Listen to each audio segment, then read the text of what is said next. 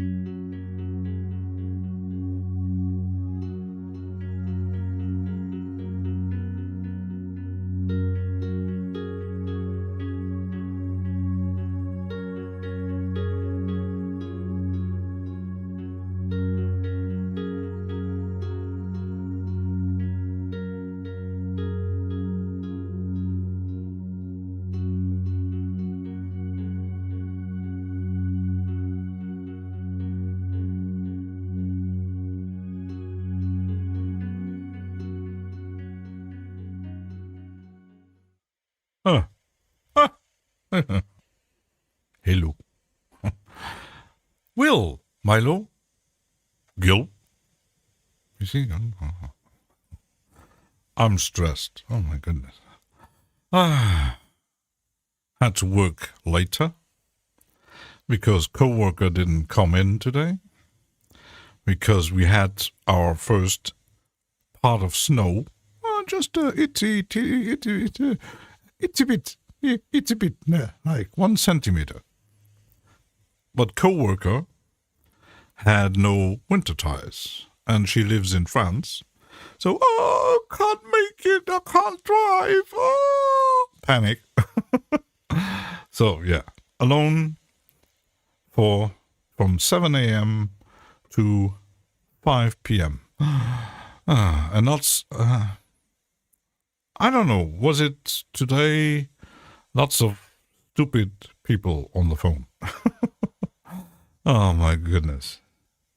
Why are people so incredible? Gil, he can't wait. We continue, and I was experimenting. The thing with the lanes didn't work, so I tried another method. It's nobody. Yeah, but I think she can't drive, but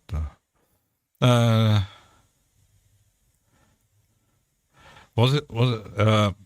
Yeah, she lives in France because it's cheaper, but they had a bit more snow than we did, and she has no winter tires on the car because, yeah, she thought, it's not winter yet. So she waited way too long.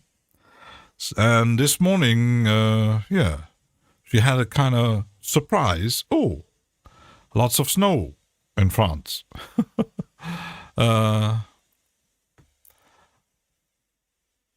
Who is she? My coworker. Lovely girl, but yeah. So she, I can't come in. Can't drive. Yeah, I actually have the chance. Even we had, what was it, last year? Somewhere around winter time, was snowing pretty badly, and yeah, the buses did come very late, so I could walk to work. So it's about 20-25 minutes. So I mostly do take the bus, which is sometimes a bit annoying because it always comes late, but I can walk. I could take the car too, but Viral Beats. I always used all season tires, never had. Yeah, all that. On my new car, I didn't have winter tires on the old car because I didn't drive a lot. So yeah, but on the new car, I said, "Give me a set winter tires and put it on." Gilb asks, "What unfiltered audio plugin will you test today?" I already launched a few. So yeah, I recorded some preset in Italian, and I was already experimenting with the others.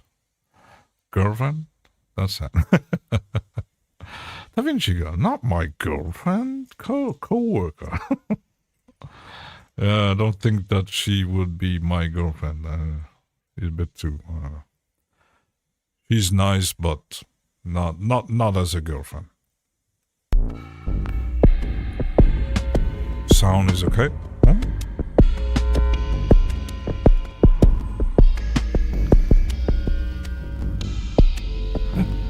A face.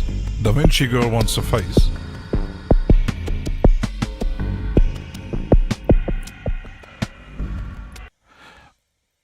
You got my hands. Yeah, I'm not sure if you are ready for my face. It's ugly. It's monstrous.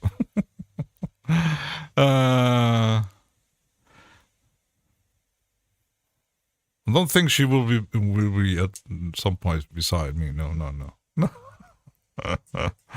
No. She broke up with hers, so she's actually, I think she's divorced, I think. So she's like 20 years younger than me. Another thing. Not really my type either. I don't know, I don't know. She can do a paid job. Yeah, she can. I think she actually has a bigger pay than me. She studied. Just a bit above me. So. Daniela wants to find a girlfriend. Yeah, so I actually loaded on the outs. I was actually experimenting with one simple here, the instant delay. What genius I am, 20 years younger than my husband. Oh my goodness. Oh. Yeah, my ex-boyfriend was like, almost 20 years older than me. He's retired already, so almost, how old is he? I'm going to 55 and he's like 68, 69, I think, now. So, yeah, didn't really work out either. That one is actually pretty simple. It's a delay. You know how the keyboard looks, really robotic and mechanical. Yeah, it's like the kind of unfiltered audio has the UI like glitch machines and some others. This one you actually get kind of already what it does. So I even modulated. I modulated the jitter, so it sounds a bit like it has a.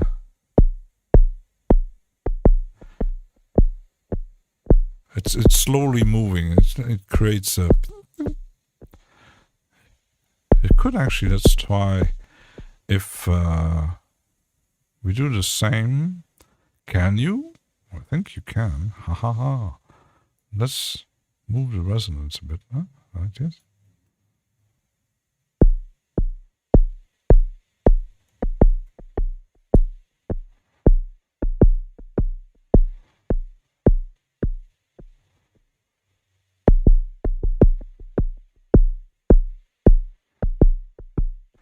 Set the phase model when the model resets. It resets.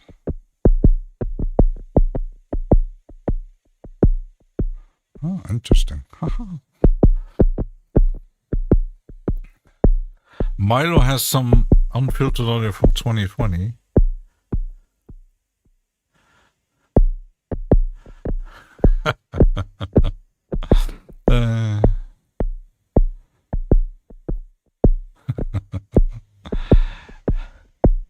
Yeah, this one actually, the instant delay I think is one of the cheapest ones.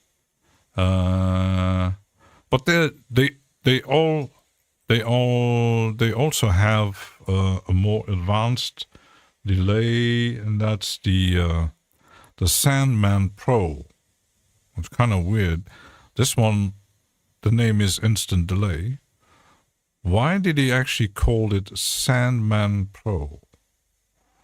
Which kind of works like the one from Audio Damage, because it loads audio into a buffer. I think it's a buffer.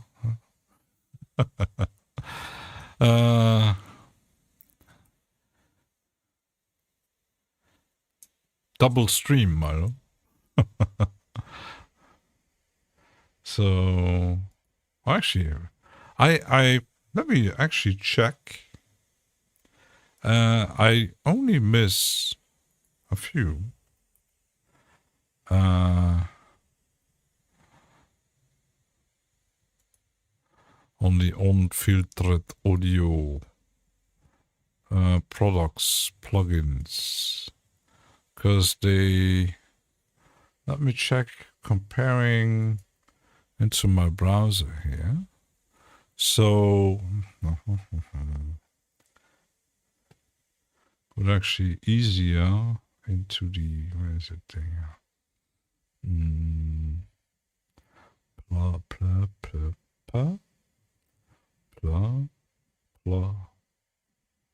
Plugin Alliance. So we got. So it's the Biome Dent. So I got Battalion. Okay, a needle point. I do have needle point. I have the only one missing at first is Tails, and the lo-fi I got, Silo I got, Basement I don't, the Lion I do have, the Triad I do have Triad, okay. Biome I do have. I do have Zip. I do have Spec Ops. Instant Delay I have 2. The Indent 2 I don't. Dent 2 I have. And I'm missing Fault I have. Sandman Pro I have. There is also Sandman, which is a kind of smaller version, only 17 euros.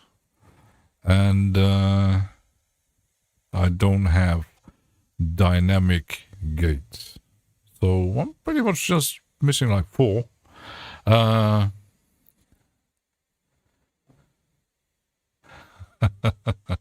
Dirty Talk. Which was it?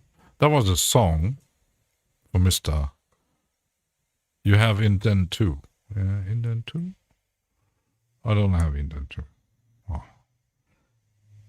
Yeah, there's some things I mostly grabbed them all on some Plugin Alliance sales. So most of them I grabbed actually when they always send you a voucher like for 20 or 25 bucks.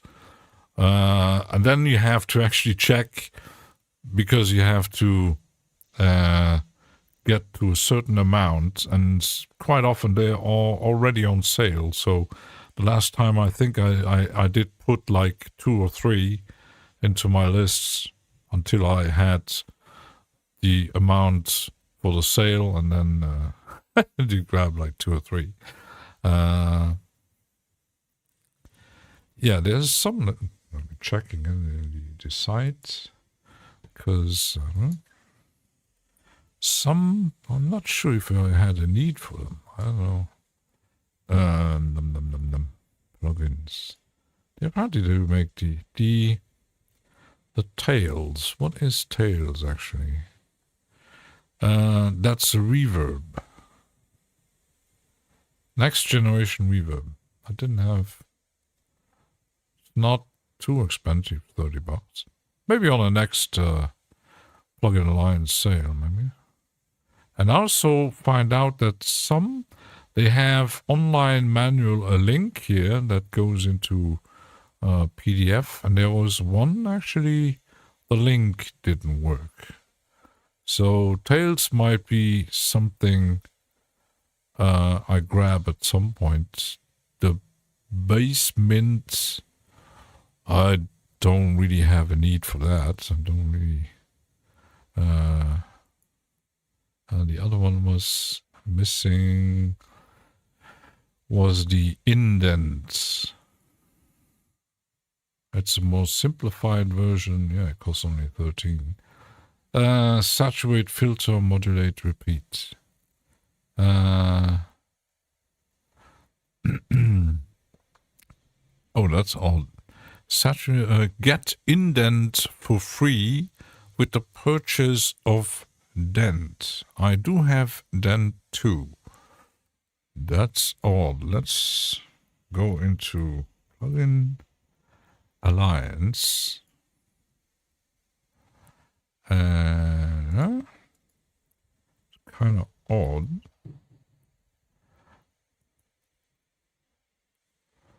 Did they included my products? Let's see. Then.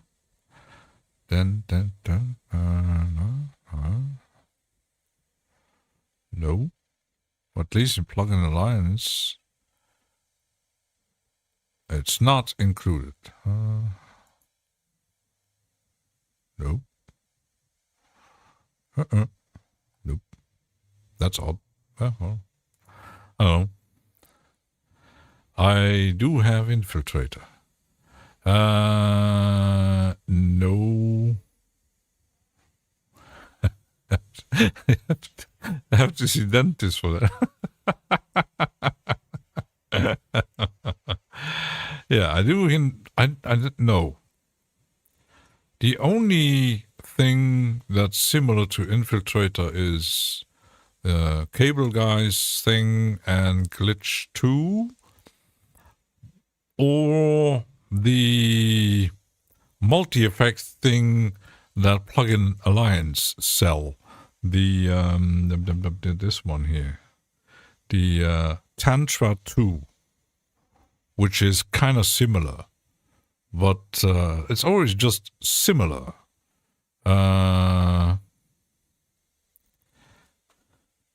Didn't see me using Infiltrator. Might do a special Glitch 2, Shaperbox, Tantra. Yeah, that's similar. And there's because I do have a thing that I call multi-effects, but in my folder here, but they are, even the Tuck Glitcento is kind of similar as Glitch. And there's this one here, the Otsbook Glitch, which is free. Vibes is kind of similar, but I think Infiltrator is the most advanced multi-effect sequence thing there is. And there's the multi-effects from Sugar Bytes that I don't have, which is kind of similar, but it's I didn't really like the UI. It looks a bit old school. I know that Data Bros actually used the one from Sugar Bytes a lot. We'll see then.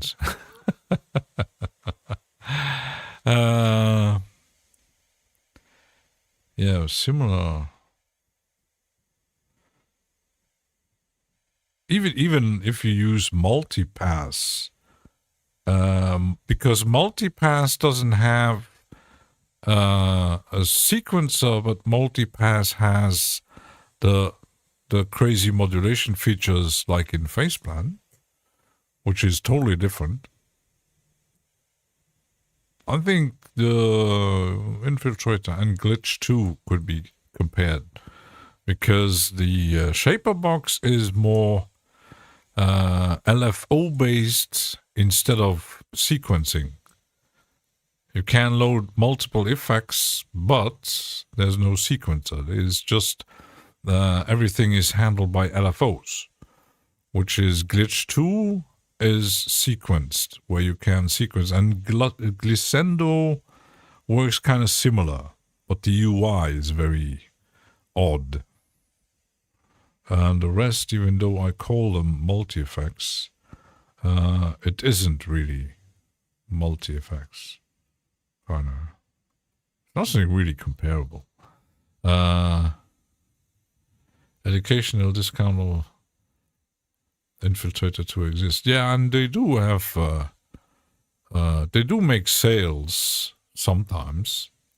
So it's best sometimes if you have a good tip, if you're interested in certain brands, just get a newsletter, which is available at most developer sites. So you get when there's a deal, because some developers, the deals happens only like once or twice a year. Like, for example, Yuhi announced the Black Friday sale starting from the 18th to, I think, first week in December. But not everything. Almost everything is 50% off, except Ubik 2, which is full price. And even the all the presets are 50%. And another deal which I grabbed this morning was Polyverse. I grabbed 2. Silly me. I said, ooh, too good of a deal, because there was one, the Reverb, I think, was only on sale for 48 hours. And after 48 hours, the price will go up a bit, like 10, 20%, I think. And I said, oh, let's grab that one. And the modal filter, because I had in mind to grab the filter from Yuhi, but decided, no, let's take that one for next year Black Friday sale. So I wait. I can't wait. So, and yeah, grab the Polyverse thing, and I might grab the Fab Filter Reverb next week. But this one I will grab directly at Fab Filter, because I will get 20 euros less than on Plugin Boutique. So it's still a good deal. I wish there was a very good deal on Ableton, like half of either price could be. Yeah. The only, I know, I think Ableton does make deals sometimes, but still, because I know that This World Needs a Hero actually responded on YouTube, and he said, I would like to upgrade to the full version with the Max for Live, But yeah, even upgrading is quite costly. The only thing you could do, but then it's still quite I think it's 2 years. I think it's 2 years. The rent to own they introduced recently, where you can actually get all the versions, but you have to buy a new license. For example, I have the light versions, but I can't upgrade on the rent to own. If I want to upgrade my license on Ableton, for example, the standard or the full version, I don't get a discount, and I'm not a student, sadly. So yeah, I would have to buy a new license if I want to take the rent to own at Ableton, which is kind of, what was it? It's like, it's under 20 euros, I think, for like 24 months, I think. That would be an option, but that's the thing, only take that as an option if you really, really, really, really, really want Ableton. Really, really, really, really want. Because I did buy Bitwig through Splice because I didn't want to pay like, back then it was over 500 euros, and I didn't want to pay like the full amount right away and then actually grab another upgrade later, the upgrade price. So I did grab it through Splice on the rent to own. I paid full price, even though it was monthly. And I know that they do sell Cubase too. They added recently. So Ableton is on Ableton's side. The rest is through Splice. But yeah, rent to own, is it an option? You like Cubase better, like that you are not allowed to sell 80 licenses and it's allowed on Ableton and Bitwig. Yeah, but that's company policies is, yeah. If they give you educational licenses. So what else did I... Yeah, actually, I don't even know what fault is. They actually have the manual download. Right? Let me check something.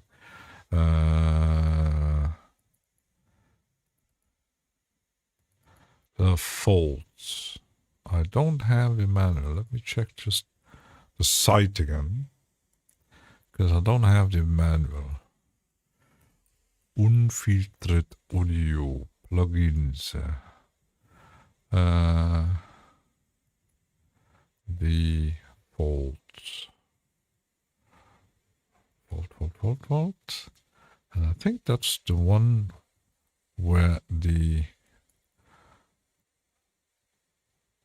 link didn't work. Let's check. Nah. That didn't work. Let's check plugin alliance.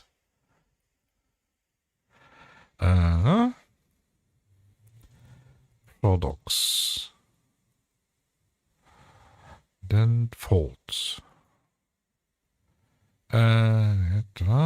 Manual. Ah, there it is. There. It's not loading.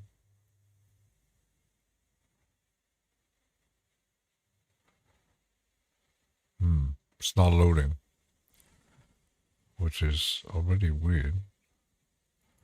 Let's check if I save the link.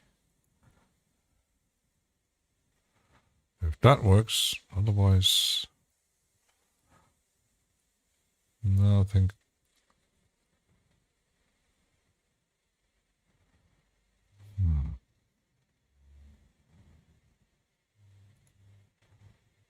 Nope. Isn't working, so that's a no-go. There's also Logic Pro. Yeah, you have Apple, so that would be an option. I know that Viral Beats is happy with Logic, so we'll pay Apple more. Absolute necessary. The thing is, what kind of tool do you even if you say I'm used to Ableton, when you compare the license pricing, Reaper is the cheapest. All the others are far more. See, Firebeats is very happy. So I heard good things. It's kind of sad that they never made a Windows version. But it's like that video cut program they have on Apple system that doesn't exist on Windows, which is kind of, yeah. Oh, we are the best. We Zebra Legacy is not reduced. Oh, yeah, that might be because I grabbed Zebra Legacy when they when they introduced it. I don't know which price I actually bought it. I know it was reduced, but and it does include all the factory presets. So you got Legacy and the Dark Zebra, the HZ. But yeah, and which is not included in the sale is Ubik and then Zebra Legacy. They might not have it included, which is kind of weird. To include Zebra Legacy, which is kind of weird, because they all the synthesizers are included. I think the Diva Hive, the modular system, the Repro is included in the sale. And of course, Ubik 2 is not included because they just released version 2. I was, as I seen a video where someone said, install the demo and it lasts 30 days and there will be a sale on Black Friday, but that was actually a lie because there is no sale on Ubik 2. So, well, a long time ago, Life for Teamwork buys several versions. Yeah, then there's no release date on the Zebra 3 and also the price point. So let's see. Apple was only selling Logic Pro Final Cut together as a creative bundle. Did they stop offering it to them? Well, might be something Viral Beats knows. So it's kind of weird that I don't have access to the manual. Ha! I do have access to the manual. It is installed. So let's see. To save it, let's save it on the downloads and then copy it over. Haha. Simple as that. If the link doesn't work, the other thing works. Where's my downloads here? There. Up. So I don't really know what fault actually is. What is fault? Fault features.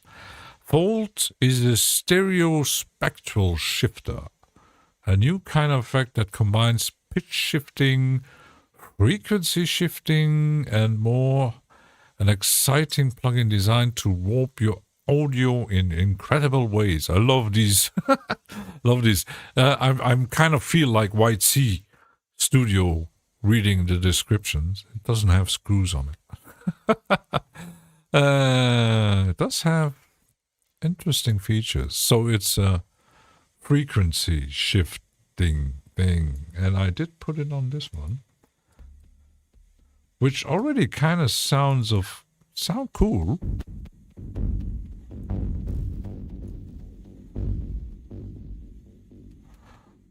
which is kind of interesting, I must say.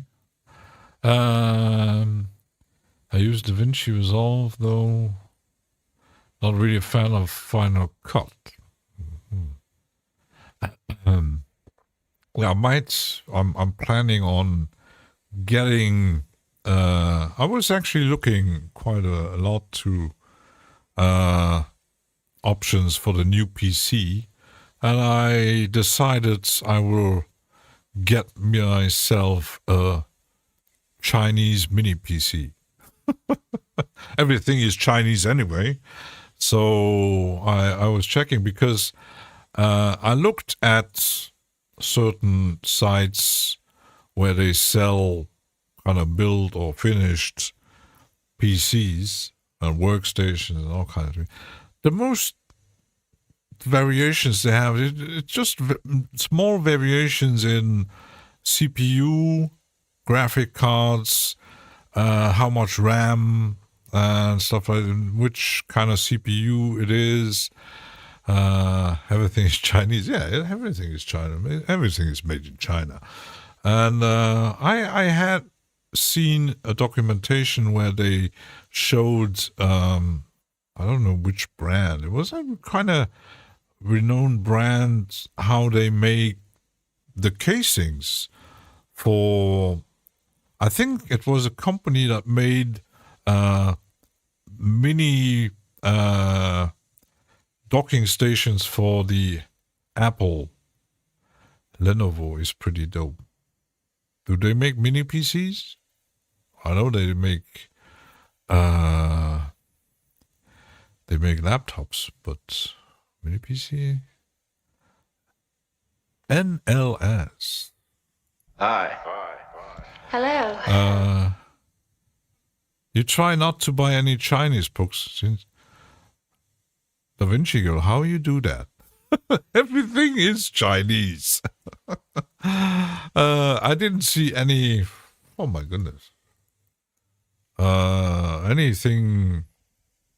Yeah, maybe plugins, not Chinese, but yeah, maybe some electronic parts are still made somewhere else, but I think maybe even the what's that, Steam Deck, not made, probably made in China. Everything is made in China. Yeah, kind of. It's not easy to get. Avoid Chinese benefits. But I must say, I was going to. NLS lives in China. See? We got the Chinese people here. NLS, say DaVinci Girl, China is good. Yeah, I think on one side, you can't say everything that China makes is bad. You could say, from an environmental point of view, I buy locally or avoid buying in Asia or somewhere, kind of thing. But it's very, very, very hard to find any product that is not made in Asia or somewhere around. I think if you actually find a product that is made locally, you do pay the price. And we know that on certain things, certain brands, yeah, you can't avoid really made in China. Maybe made in Taiwan or made in, mostly clothing is made in India, but ThinkStation PJX is Lenovo's latest push into AR hardware.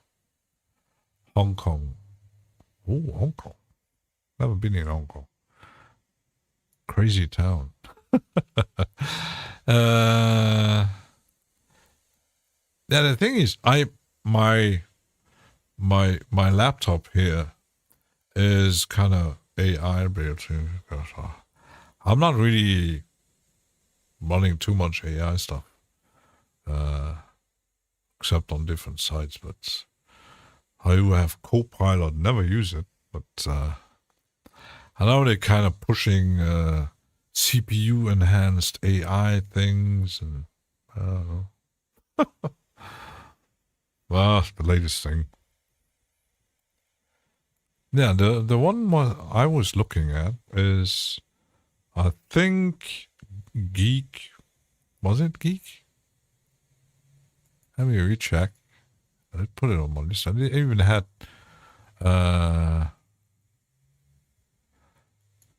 let me check something. PC how? Yeah, it's GCOM. So pretty much the same specs I have on my laptop. Pretty much the same price, but it has more RAM. It's upgradable. And yeah, I can upgrade to more RAM and more SSD, which is kind of nice for the same price, which I can't do with the Acer. You disable Copilot. Yeah. I think it's around there somewhere. It's here. I never use it. So. That's just I sometimes use ChatGPT, but not on a pro level like some other people. So I know now what it is, and I actually loaded a preset, but you could and apparently it has different UIs. Does it? No. Use dark skin. Light now. Let's use input fault. High pass filter on incoming signal. This filter will remove components around 25 Hz below. That could actually. Let's engage that. So.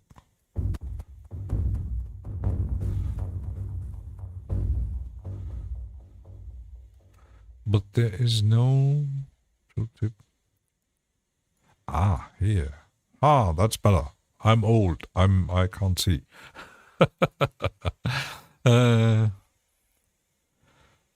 Let's see.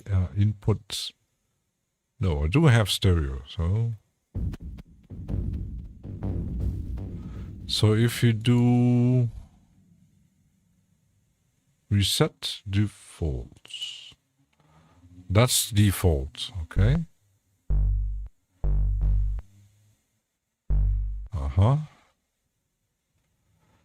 So base shift amount, such base shifting frequency on both frequency shifters. And B. It moves. Okay.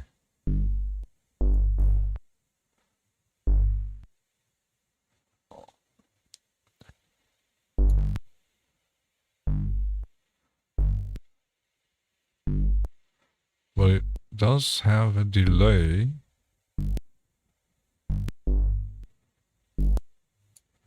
But it's not engaged. I have to unlink. Okay.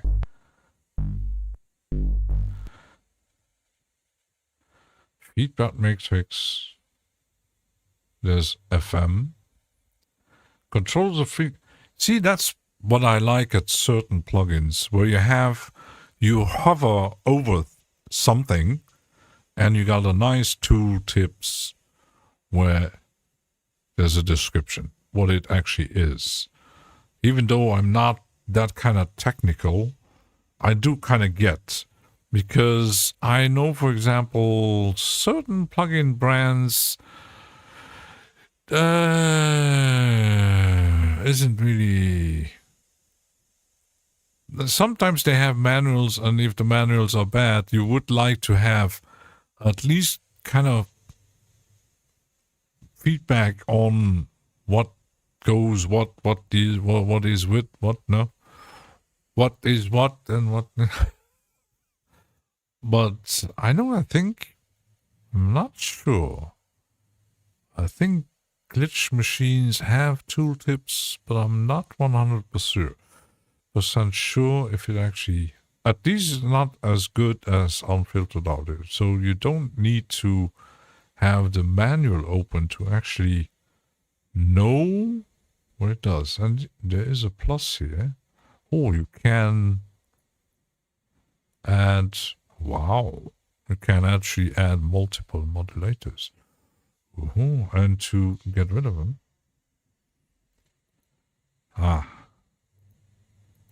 remove modulator. Wow. It's the simplest UI.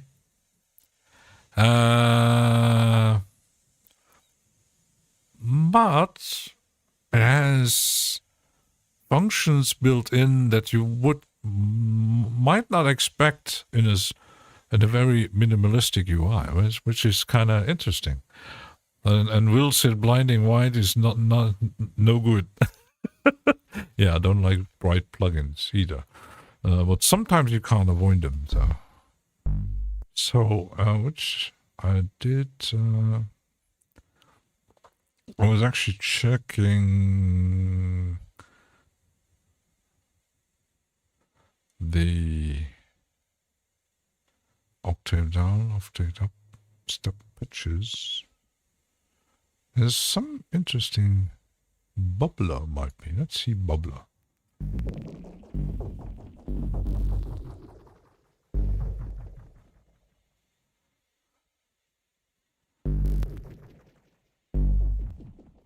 So it's just interesting. There's not much going on, but there's modulation on the delay, which creates the effects. Interesting. Haha. Da Vinci is something. ASM is Chinese. Biasing is, if not.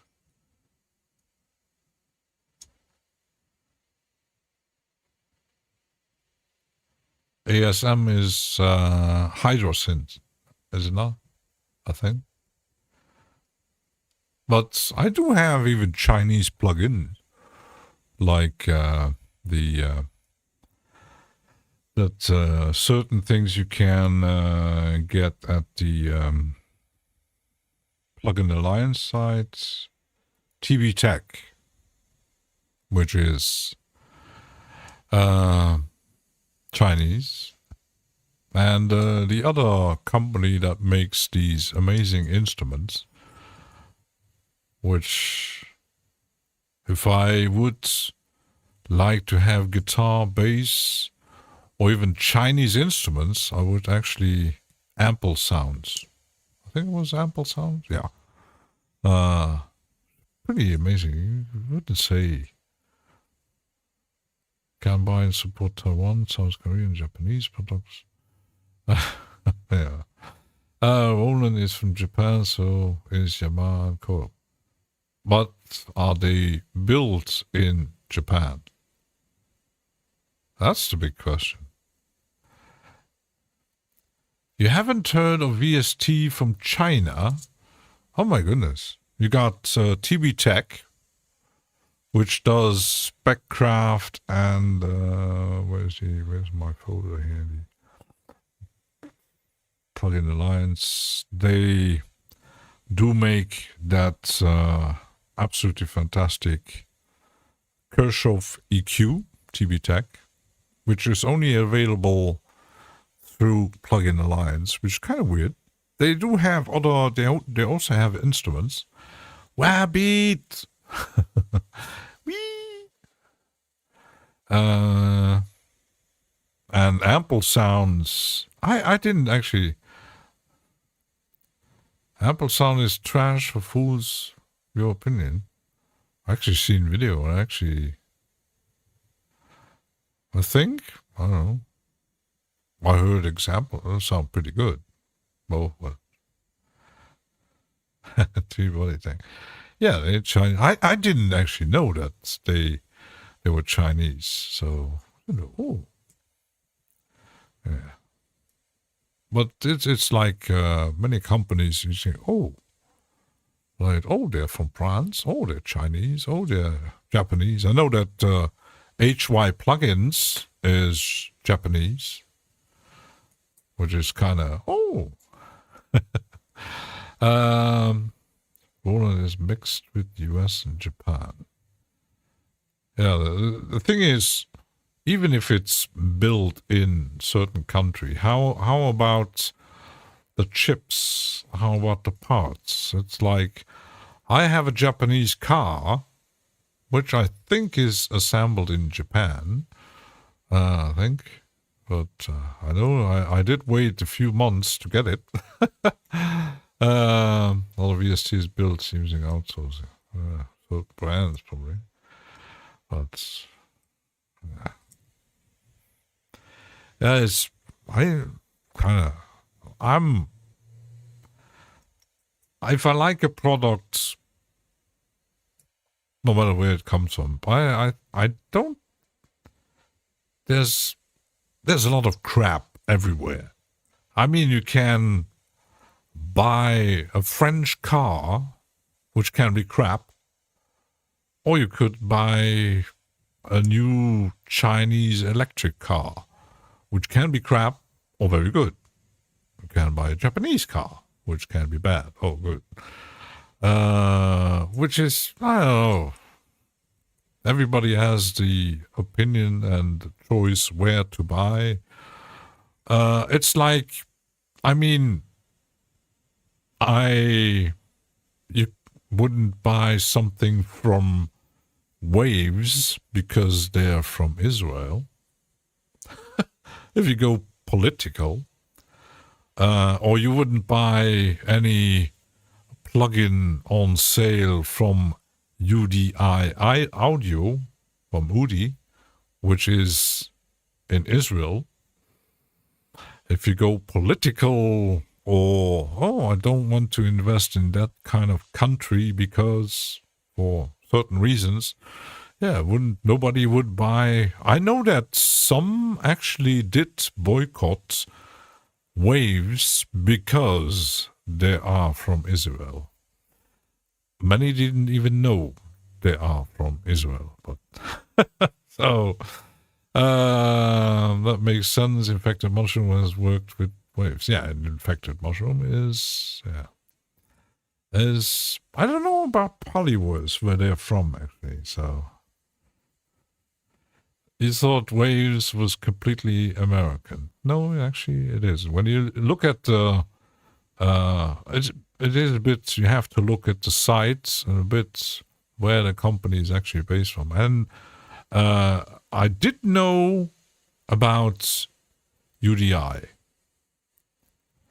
but that he is from, because first he has a terrible English accent, but yeah, he also he sells all kinds of things, a bit like Plugin Boutique, maybe a bit less brands, but he sells contact instruments, other brands. He has deals on all kinds of stuff.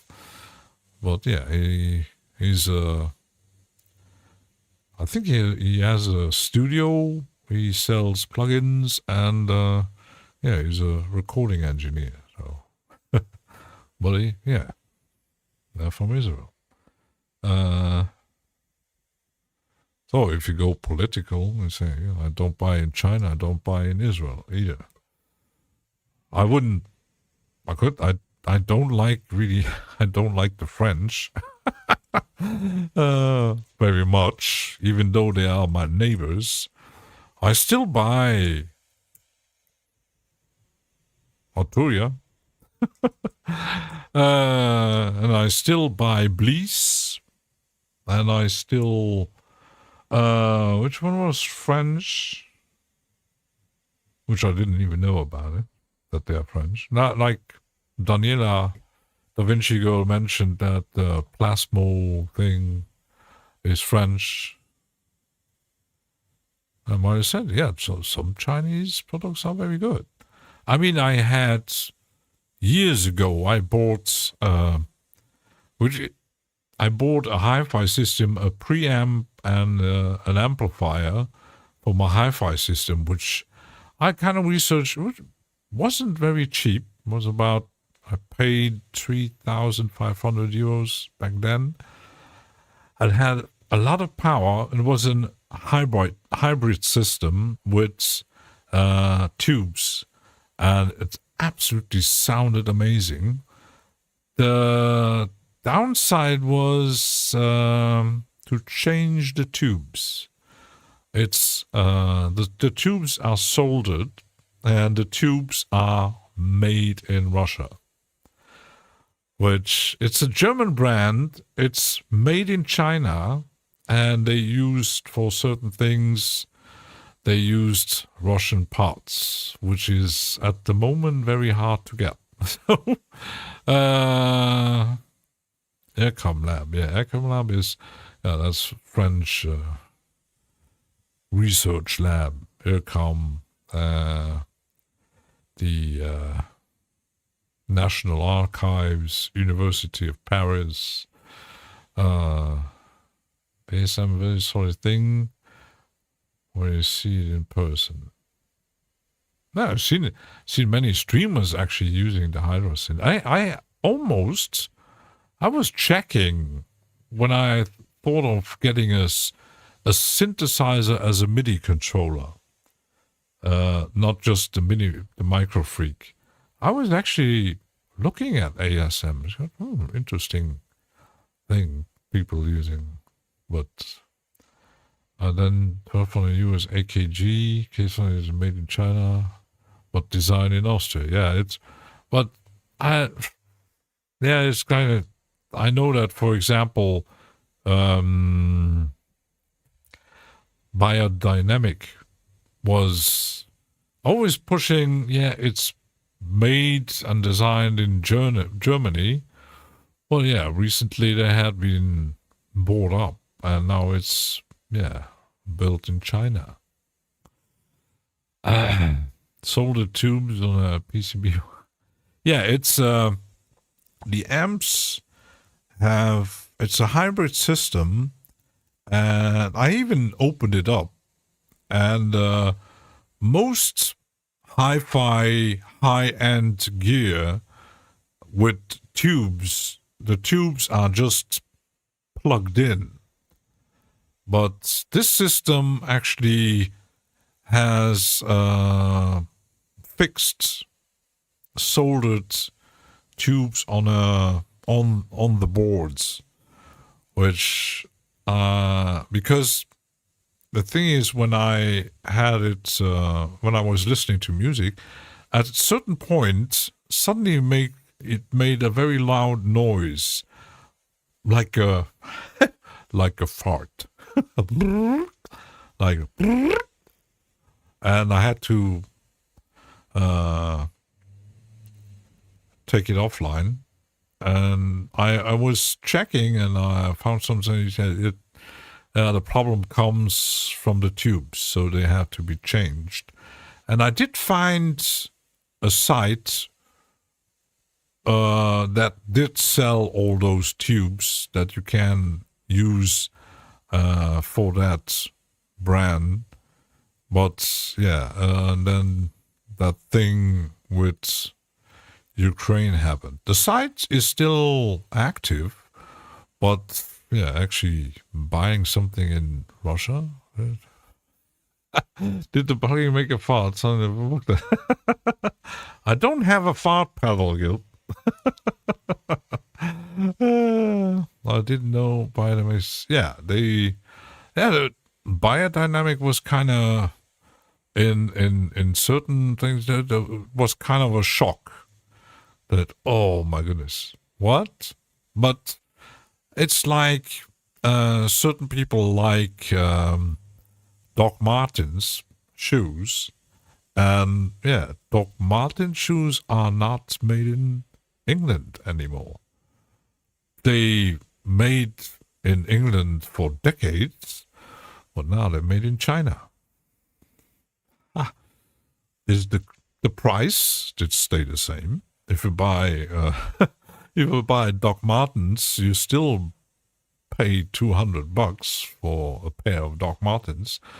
Well, yeah, most of them are made in China. You might find still some made in UK, but it's made in China.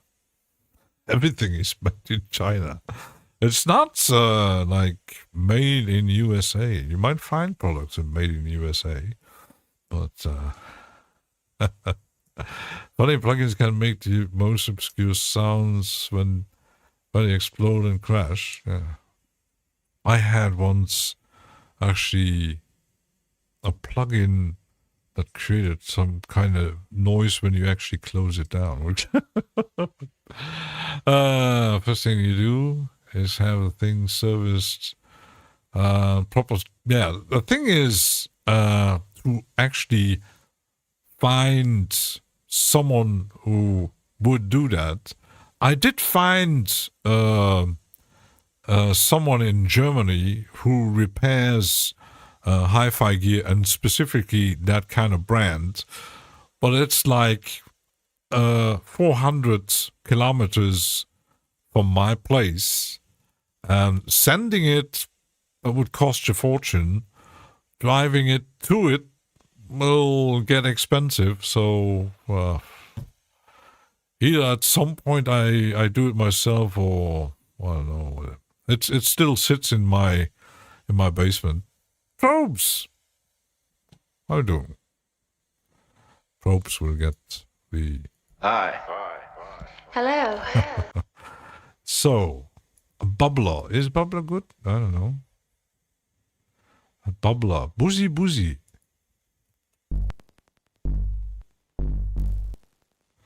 I think I like the boozy. Not just because of the name.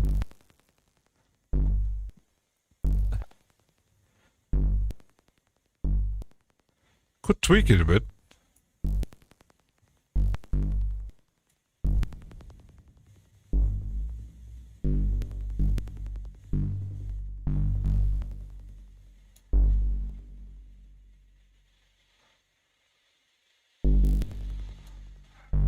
See, I'm always tweaking a bit.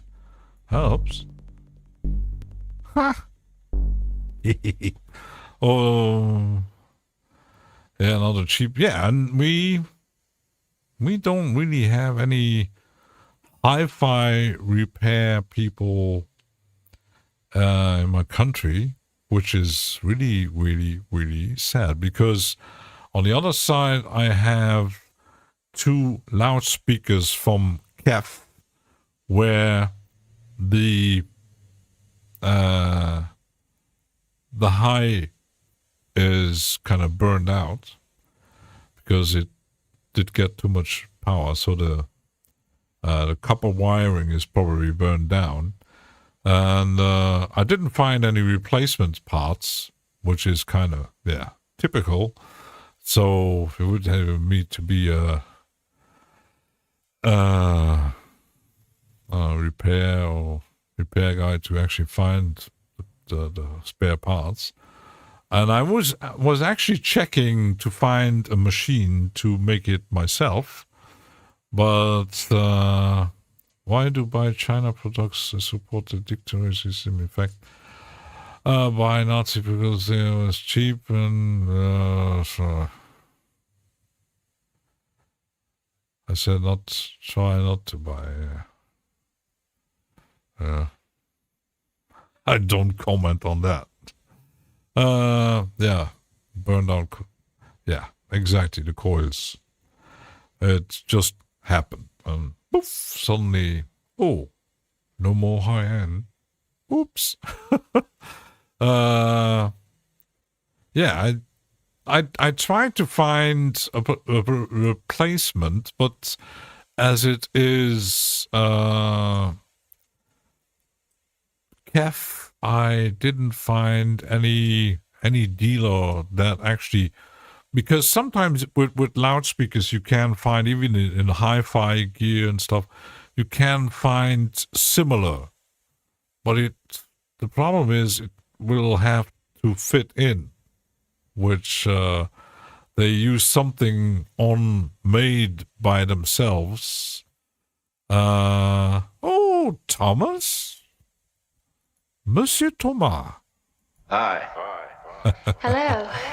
So, yeah, and I didn't find any, which is, yeah, they, it might come a point that I will just get them to recycling station and just, deal with it, either throw it away or, I did try to find someone who might be, versatile in electronics to repair it. So I don't know, but to make a kind of making an ad somewhere and then trying to sell it, or I don't know. But that's the thing with electronics. Once it's not really working, if you can repair it yourself,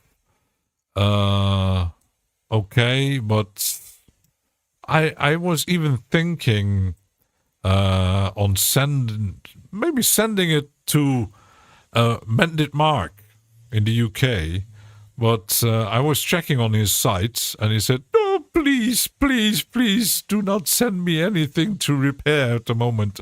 Apparently he was getting so many things to repair that please don't send me anything. Please please stop. I need something to drink. Let's take a short break and I'll be right back.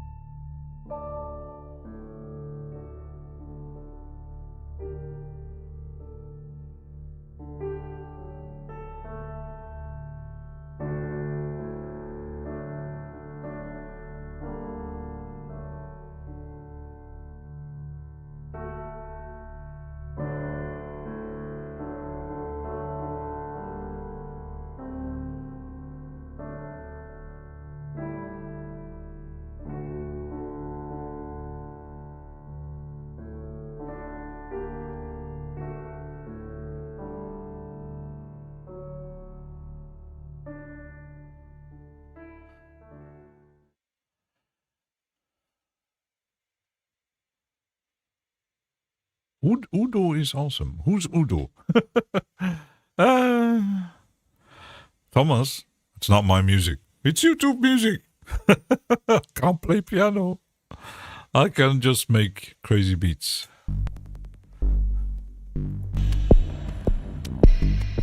I make crazy beats today.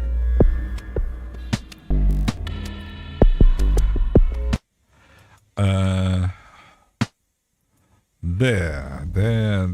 Let's go back into my unfiltered audio stuff here.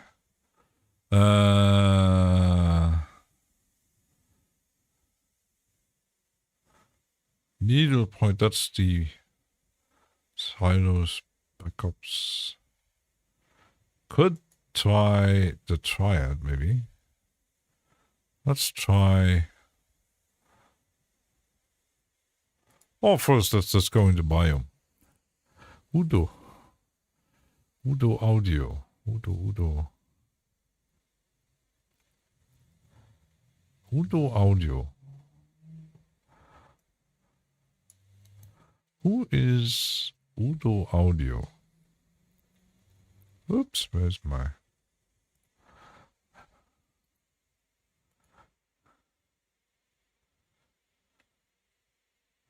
Udo audio. Oh,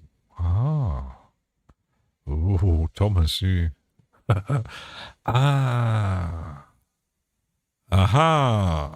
I know what you're talking about. I think James Dyson had the Super 6, I think. Super 6 DT desktop synthesizer. Oh, they look nice. Keyboard synthesizer. This color. Ooh. Is there a price? The touch. Is there a price? Find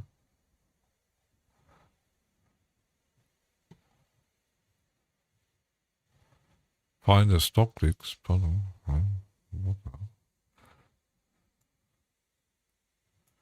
There's no shop. Stockist. Europe. Belgium. Germany. Oh, Schneidersladen. Thomann. Oh, Thomann has... I didn't any see synthesizer on Thomann from Udo. Let me filter here. No. Ah, there it is. Udo. Oh, ouch. No. Ouch. Oh, this world needs a hero. Hi. Hello. Yeah, I've seen the Super 6 used by James. I don't know even if he still has it. So.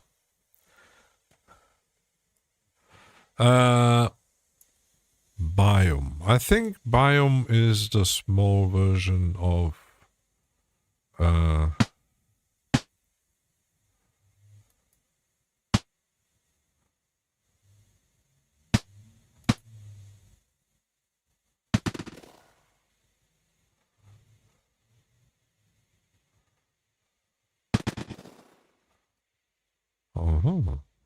there's a lot of things going on here.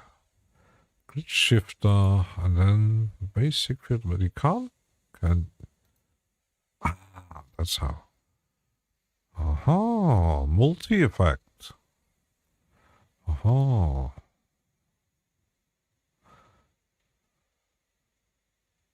Remove.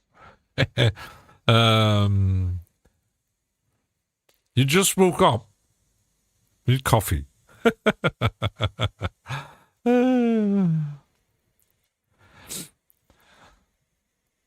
I always say if I win the lottery, I will I will buy synthesizers.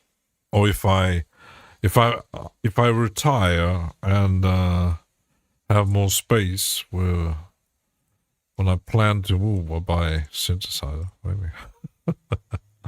And I also want to check because, yeah, I had some weird delays on my keylab, and I lowered my buffer. Let's see, actually,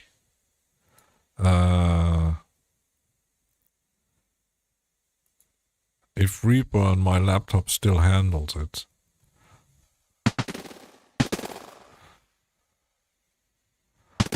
Which looks kind of okay for a moment.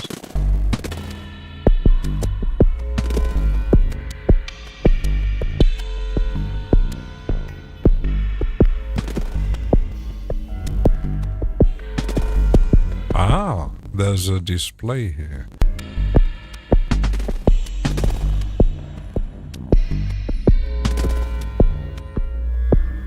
I like this display.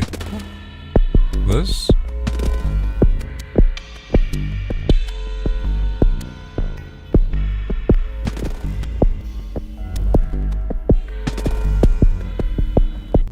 Very interesting.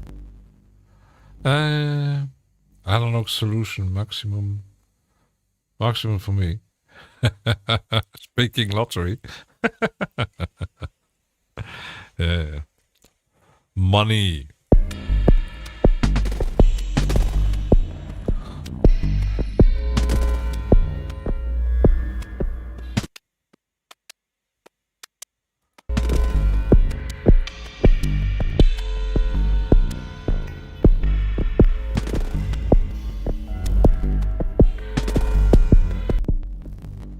Let's just try from scratch to achieve something. I don't know.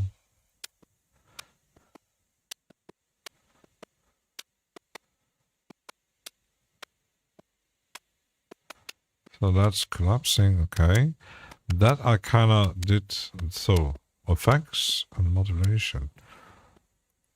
Which you could actually say biome and the big brother, the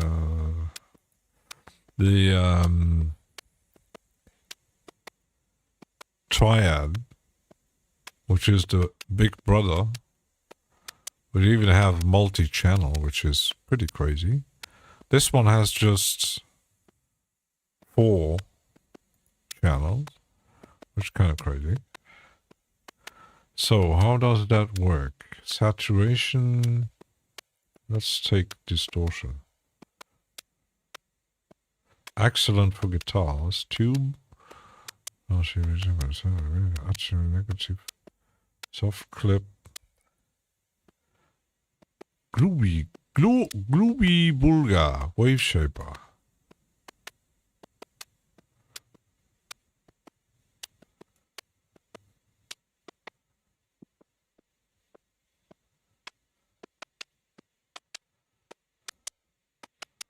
That should be resonance. Ah, no. Which is kind of, I just copied that. Remove.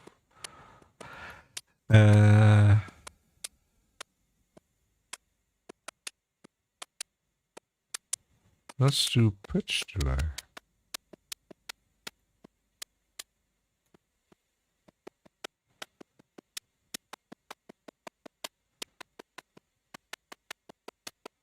So it's already active, I think.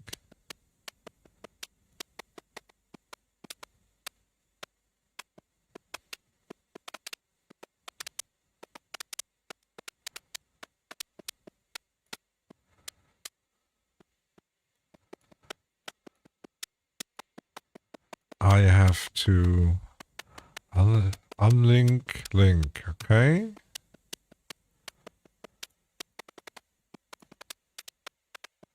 Oh, that's getting interesting.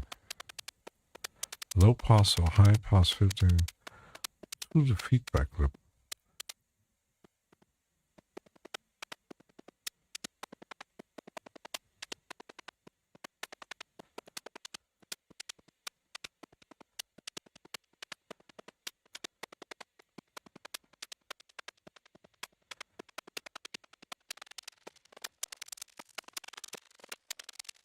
Ooh, cool. Something like 25. Oh my goodness. Isn't that gigantic thing that was sitting in the UVI office when Dr. Mix was visiting? That big, gigantic white synthesizer. Ooh, ha ha. That was 30,000 or 35,000. Ouch.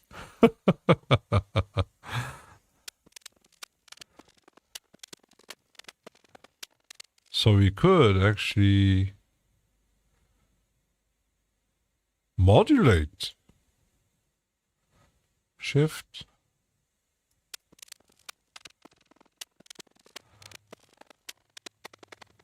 So this should be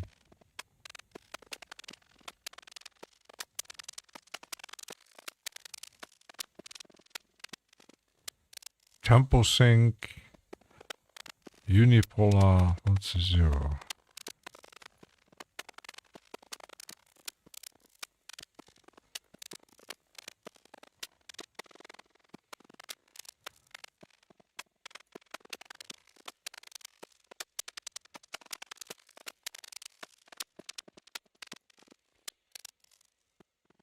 How to get rid of the modulation?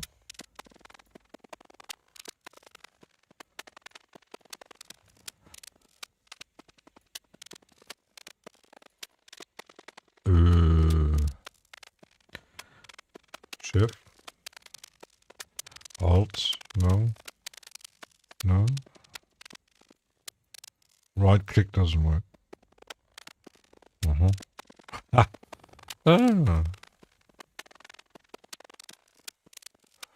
But it is linked.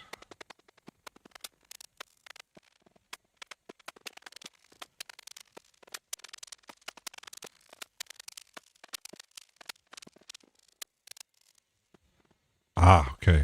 Now I get.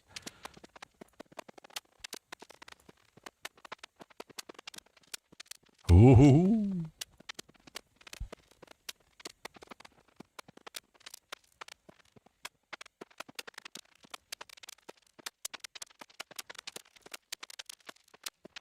Which button is that?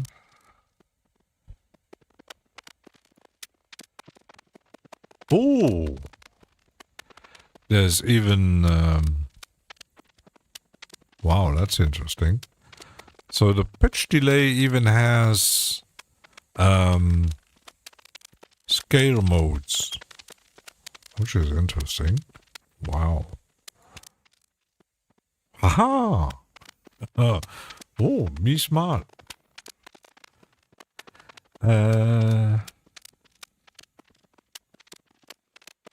But let me just check something. Do I have the manual from Biome? I don't. Ah. To find out how to get rid of the modulation.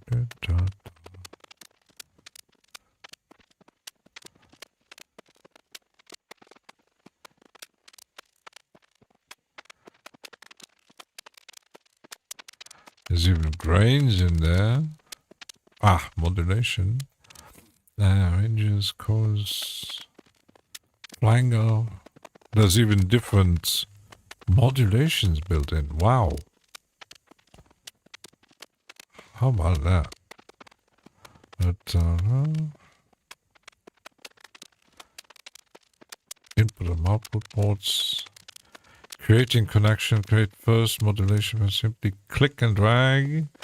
See cable, which can drag in, you know? When you get closer and see cable lock.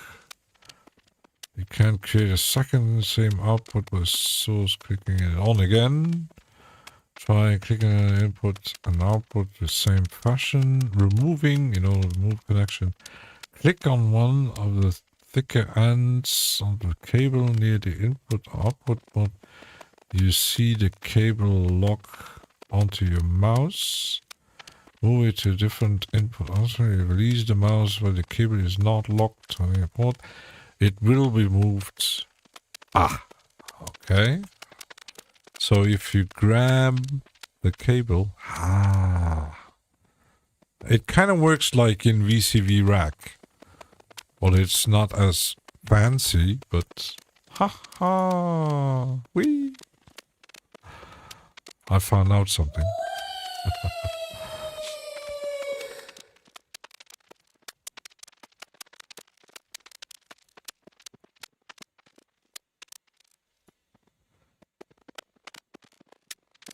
Automatic gain compensation in game. You don't need that.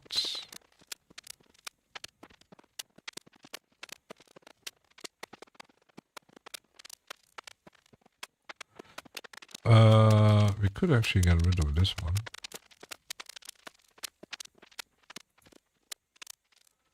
But you can add sequencer, gate sequencer, step sequencer. Wow. Chaos, sampler node, modifiers, LFOs, envelopes. Oh my goodness. There's quite a lot in there. How about that?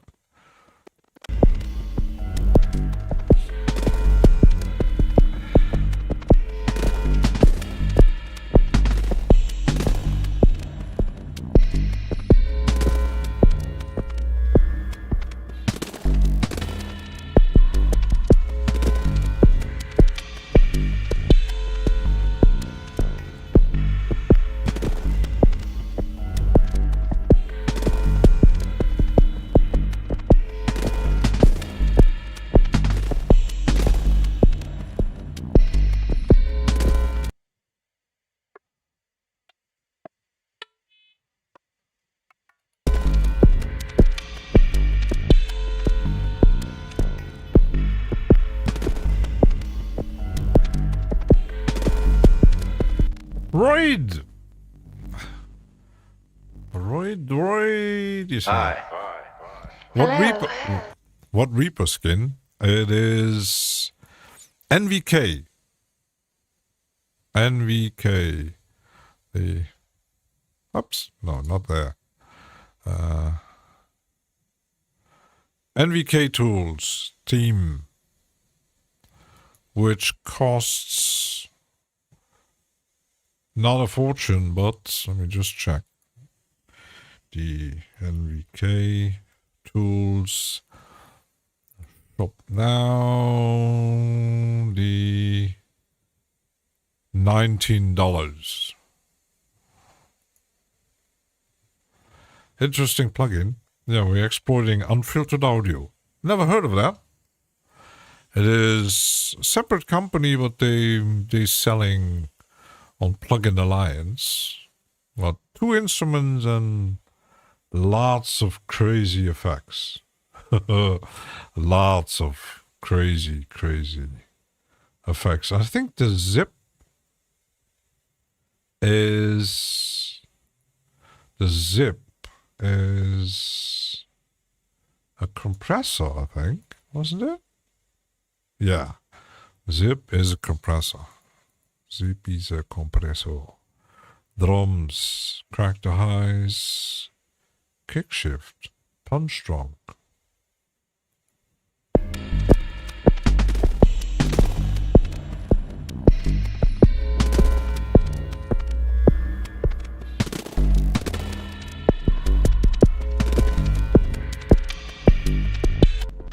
Which doesn't look like much, but yeah. But anyway, it looks nice. Engrave. Yeah, I had multiple. I still have them installed in my themes. I did pay for the RIA tools, which is a theme based on Pro Tools, which is kind of nice. And I do have through RIA Pack the Flat Madness, but they get at the beginning I kind of liked it, but it's a bit odd. And I also had another one which I don't have it installed anymore because it had some problems with the fonts that I grabbed on Gumroad somewhere, which needs a lot of tweaking. Session looks nice and brown.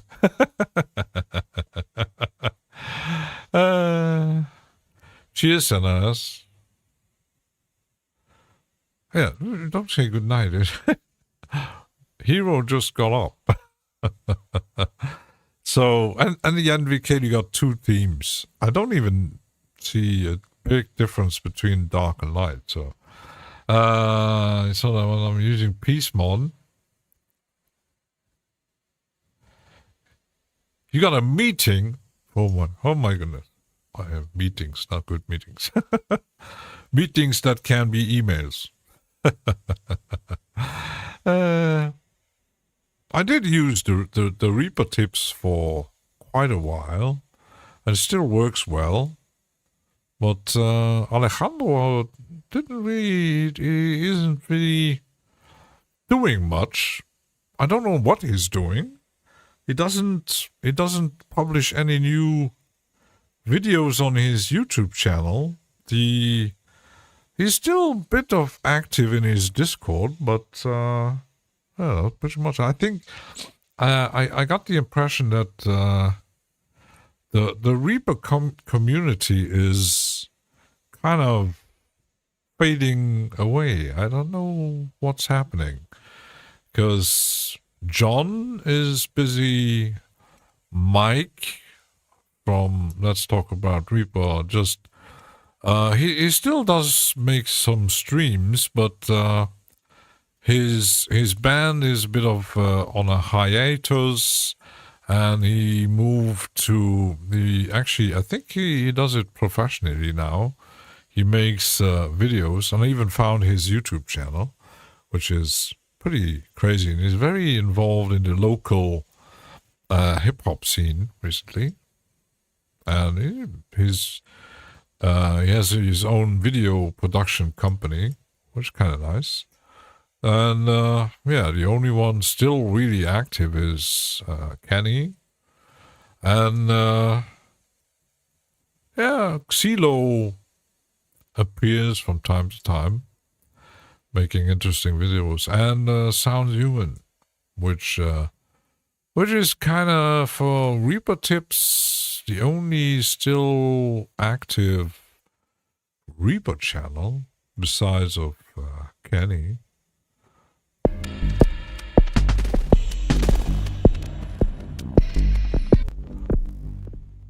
Is there something else?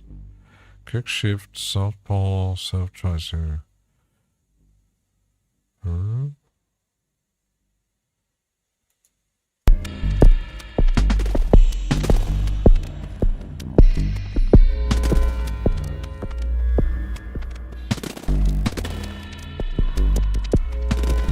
That's a very heavy one.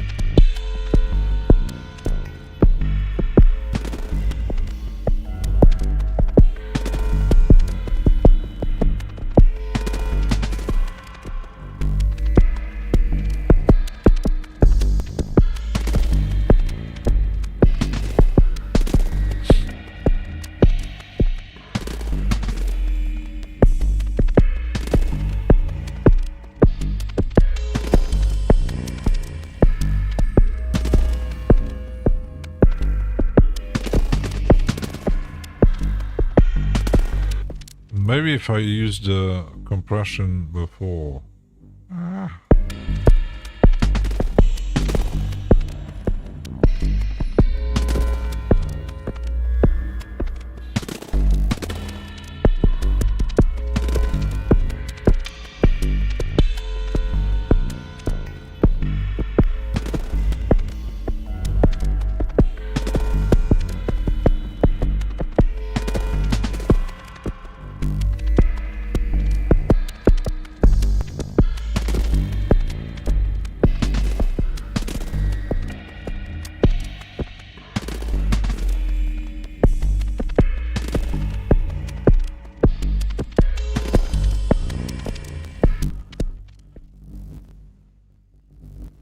Treated yourself to a new interface for your birthday.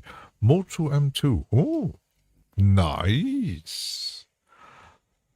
Nice. Oops. Oh, shit. I was looking when I needed a new one into the Moto, but some say, and a key step, the new one, the new key step from. Some said, oh, it kind of looks like nothing. Kind of looks cheap, but apparently has some hidden functions built in. So I heard the new key step. Ooh, and screaming.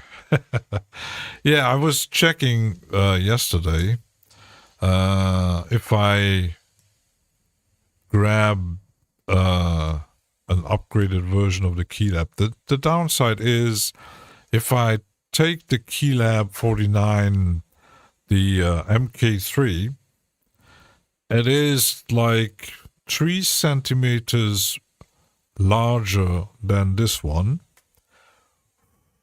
which could work if I move things a bit around, but yeah, it's kind of large. So the old 37.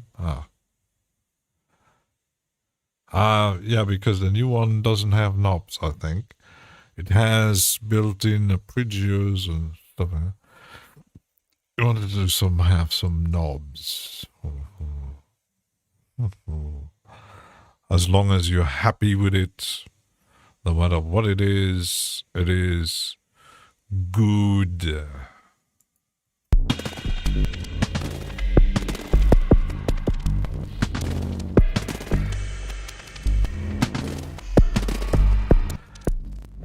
I don't think Unfiltred audio, they don't have an EQ, which kind of, so we might need to, I could also just add an EQ here.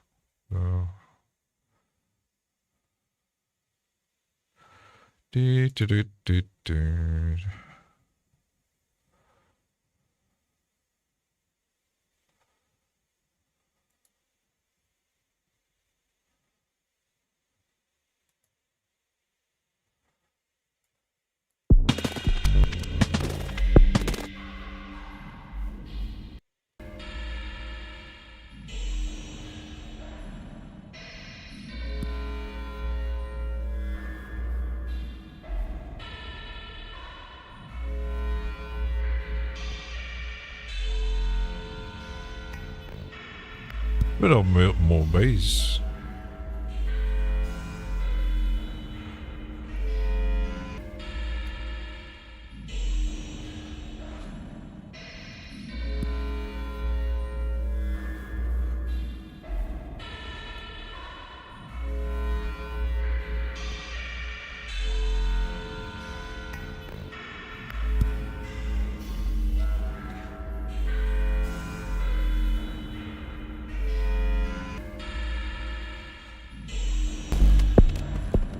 Wee. Well, it is small enough to use in bed with your iPad. Oh, you take your key stub into the bed. Just kidding. Yeah, it could take my laptop into it, but no.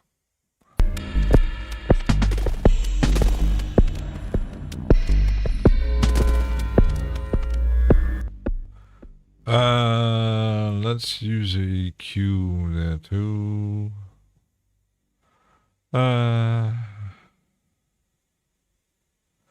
Let's take the same lightweight. It's like those people that take their stuff into bed and then put the and you just see lights.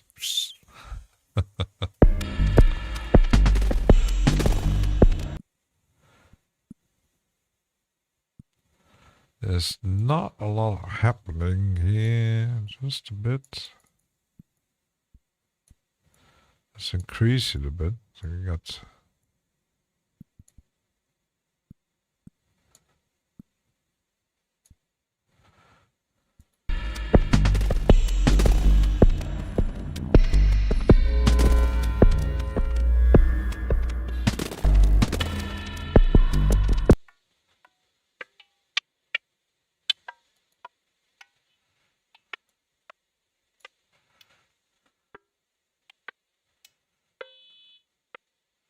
It makes plonks.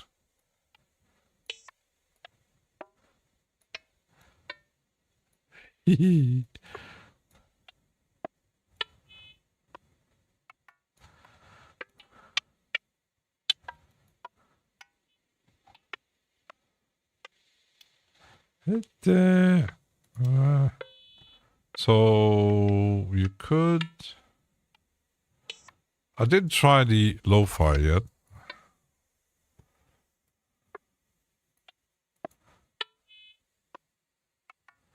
Mild, bad, demolished, lo-fi build rate, manic, compression, obvious vinyl effect. Oh, the vinyl pirated.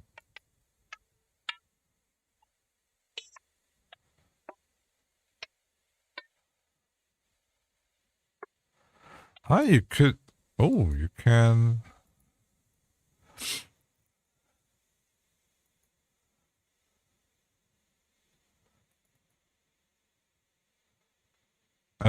and how do I choose to...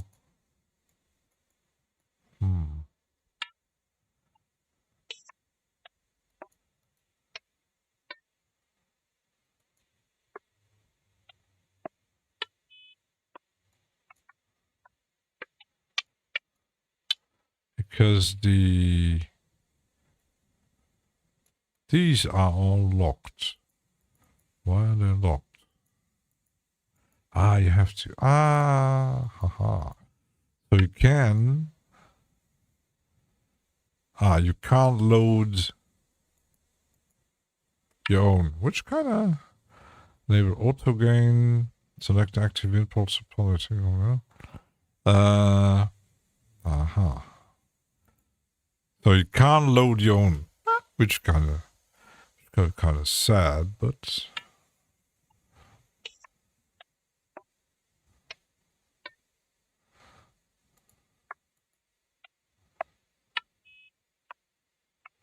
Soviet tech.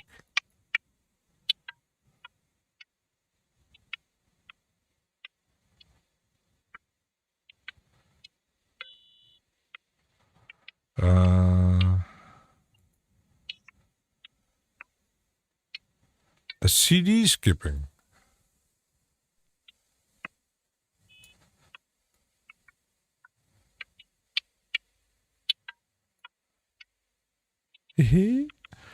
Interesting.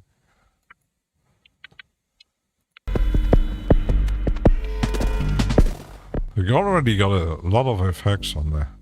And still, is my Reaper holding on? Looks like. Even though I lowered the buffer, which is a good sign.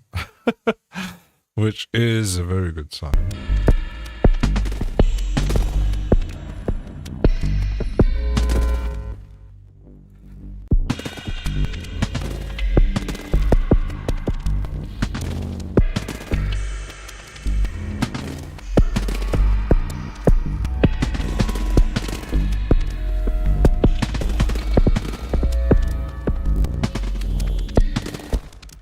I could actually duplicate this part.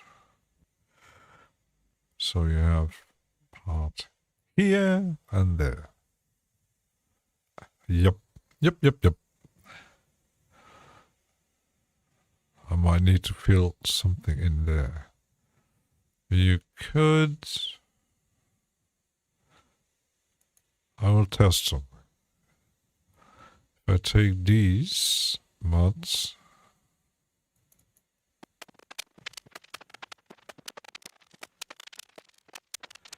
if I invert that thing.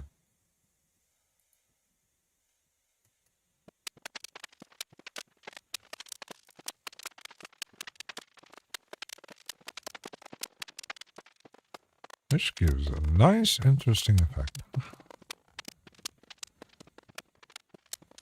Yes, yes. But I didn't actually yet really play around with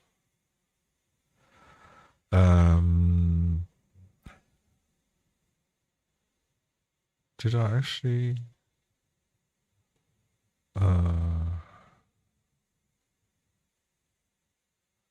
I didn't actually make a preset. So let's not there. There. The lion. It looks crazy.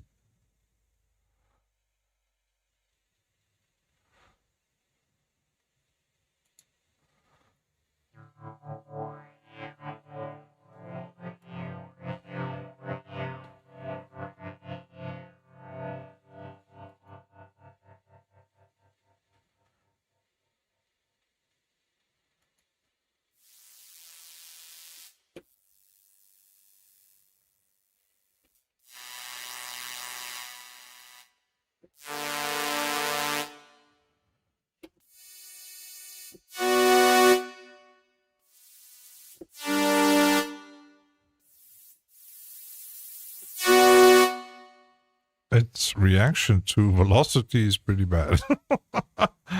Nick!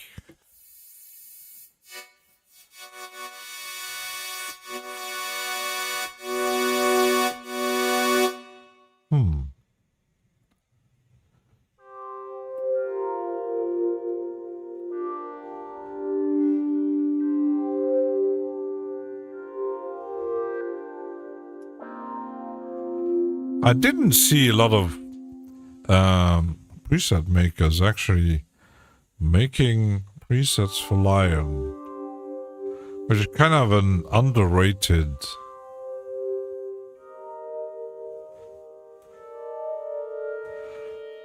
thing. Is on what it is actually based. There's oscillator.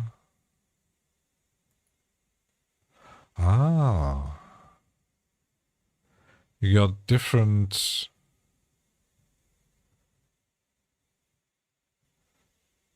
These are the oscillators, okay.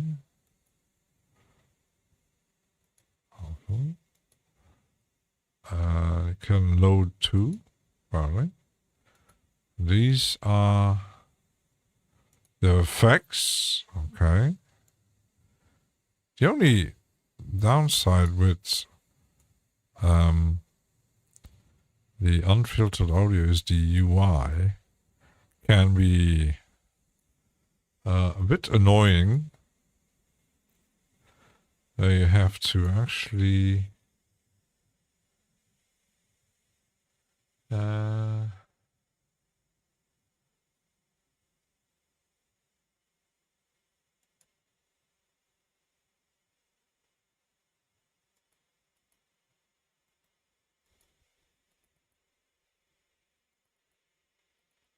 okay, you can make it smaller because if you leave it too big, and there is actually, Lion Company. Yeah, it's sold by Plugin Alliance, but it's I don't know, how do you call it? Collaboration? Because Unfiltered Audio does have their own site, but where the prices are shown, but when you buy any plugin, effect, or instrument, you be redirected to Plugin Alliance. Probably some kind of collaboration because they don't want having the hassle of licensing and having a special download server. I don't know why they do it like that. And I really don't know much information about. I just knew by name. Is there actually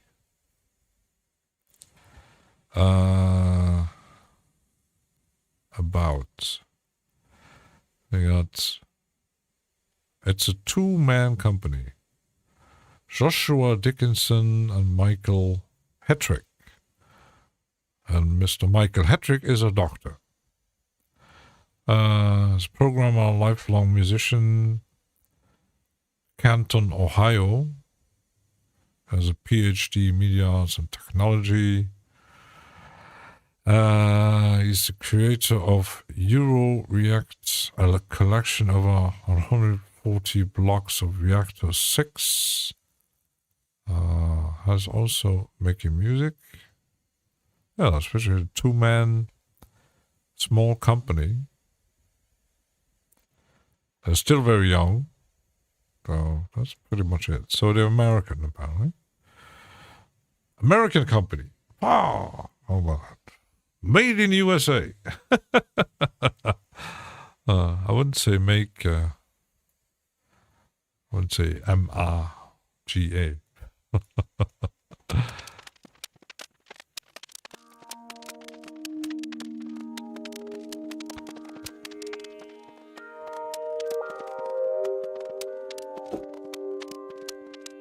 Which sounds already nice.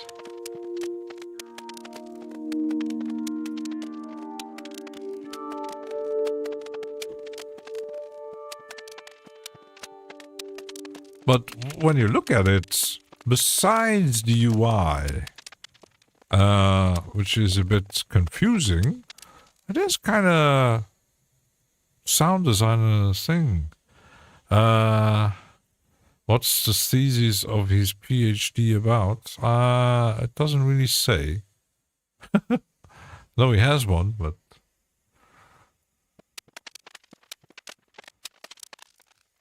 So where you could fit...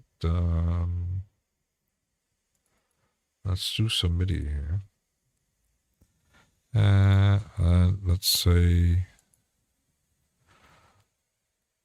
minor.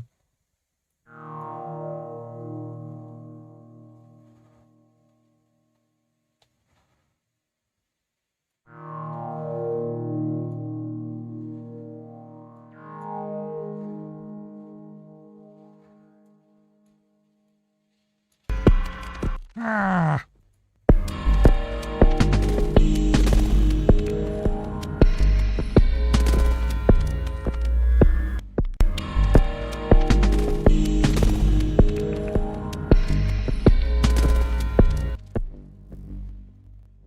Let's keep it very minimalistic today.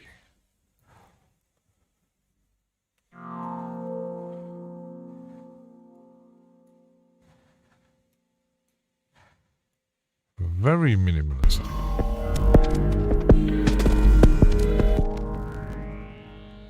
There is an ADSR,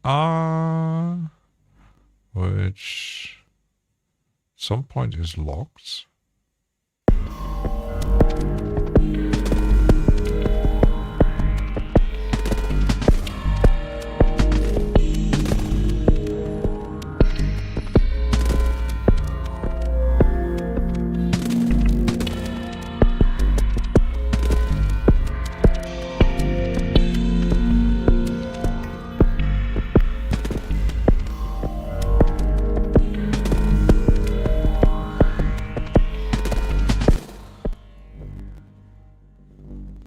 Oh, you can actually, wow, that's something that I didn't even know about.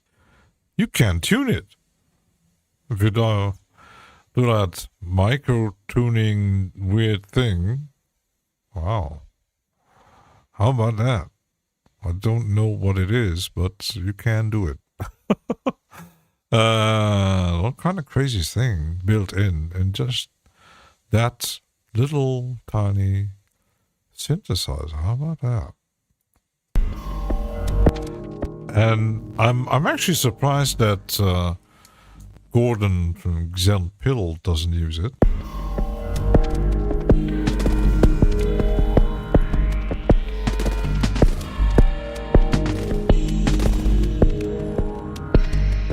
It even has MPE.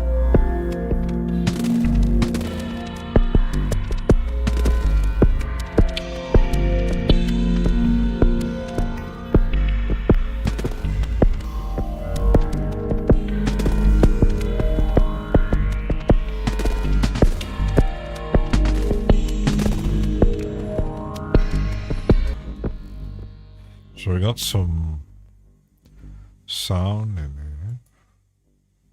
It's really a bad one. And let's take a short break. Be right back.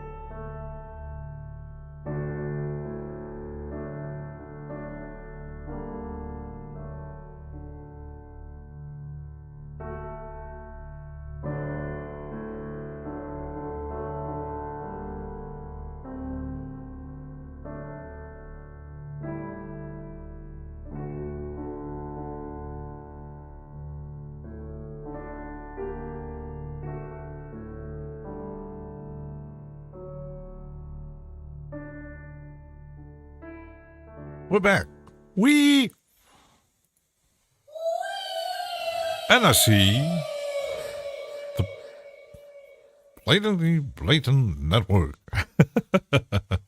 How you doing? So we could, let's see. Let's make another one.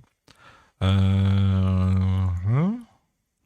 I have to call it lion. Okay.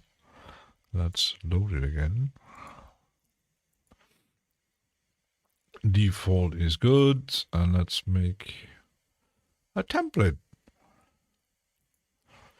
No. Put it in here. Lion. Unfiltred. Audio. Boop. There was to read it to understand the lion synth. Yeah, probably. But I might not be that kind of smart. Modular understanding text and toolkit for design modularity in audio software and hardware. Oh my goodness. Yeah, that's very technical. You did find it down. Oh my goodness. 400 pages, I suppose. Yeah, I think when you look at the UI, it has a very specific approach in. They all look similar in the design. It is modular. You just go with a manual. Me too. Me too. I mean, I have them. I have collected some for about. I think the first one that I actually bought was Battalion, because I heard a lot of things about it. And once I got into Battalion, I said, wow, there's pretty interesting stuff happening. And I slowly, when there was a deal, I grabbed some effects and Rabbits zero knowledge. Nah, that's not true. You're downgrading here. Just go with the manual. I want to use it, not build it. Yeah. But that's like, I know, for example, if you use something like VCV Rack, and you have no clue about patching or how synthesis work, you're already kind of lost. He's a Buckler fan. Yeah, kind of. Yeah, well, Buckler is, the Buckler is very special. Yeah, when he says do some experimenting with models system. No. Yeah, the thing is with everything modular, you can go, because, yeah, you can. I'll be right back. Just 2 minutes. It's a bit cold in here.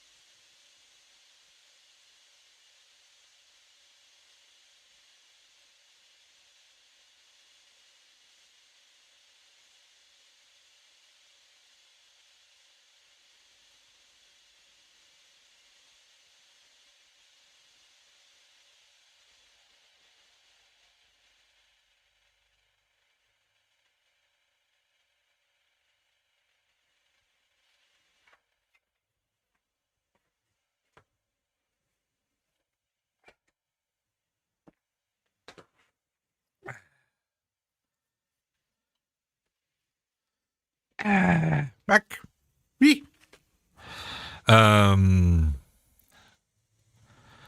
I was talking about modular synthesis, and because in unfiltered audio you can modulate everything except the battalion is different, which has a built-in random modulation plus LFO.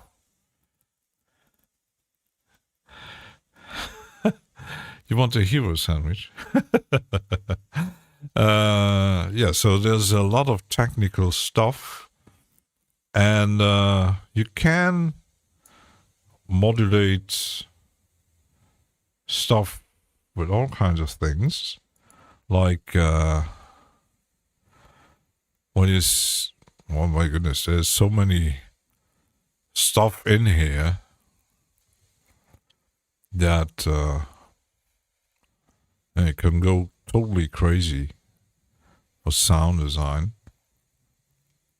There's even an XY pad, which is pretty cool, where you can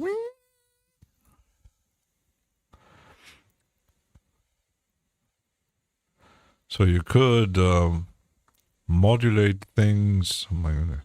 Yeah, I'm not a specialist, but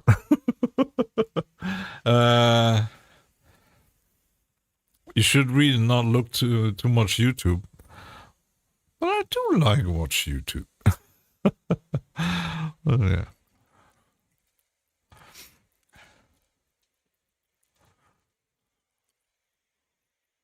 I like more doing than reading.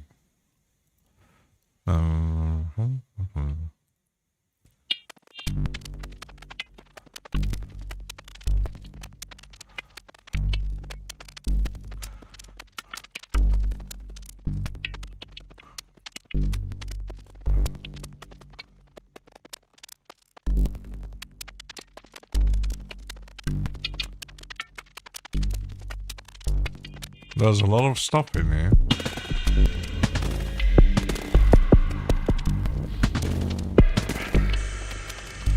A lot of stuff.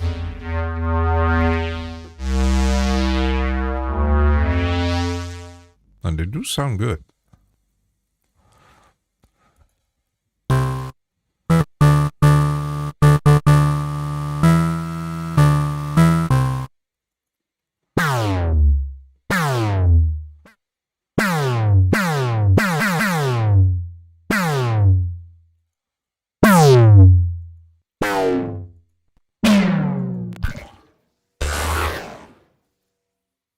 Just when I look at this, wow.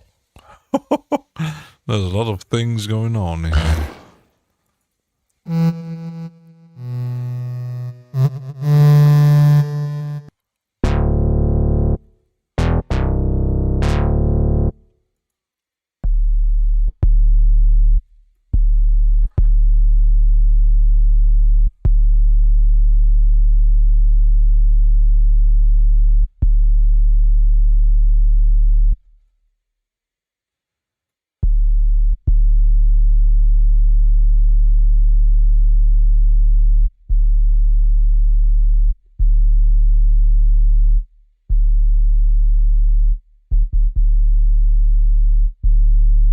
Interesting.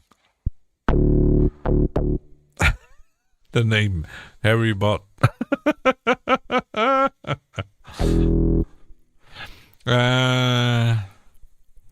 Been tracking what I use most, or like to slim down again, Webbit. Yeah, me too. Sometimes I buy too much plugin, but that's my thing. Buying too much plugins. Otherwise, I wouldn't need to stream to you. But and that's good. Different people learn in different ways. Yeah, that's true. I mean, for example, when I look at someone like Dash Glitch, who has, I always say he has a mathematical brain, because I got the feeling that he understands either be it synthesis or how they actually work in a different way that someone else understands it. Because maybe that's why he got so well with Bitwig and certain synthesis or synthesizers and plugins and sound effects. And everybody has their own thing, which we're all kind of different. So, ultimate goal, iPad, computer, Oxy, instrument, drum machine, Groovebox, and one synth. MIDI, and call it done. Yeah, why not? You don't need a gigantic wall of synths anyway. Because, like Odo says, in the end, you only use one, because when you look at it, yes, you can and you could make a track with, I don't know, 100 synths, layered or not layered, or like multiple drum machines and all kinds of things, and you just could just load one. So, why I did both the synths plus one egg up in the city effects.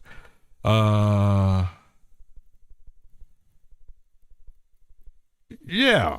I mean, sometimes you buy things because you like a certain sound, a certain effect, or you do a specific type of music.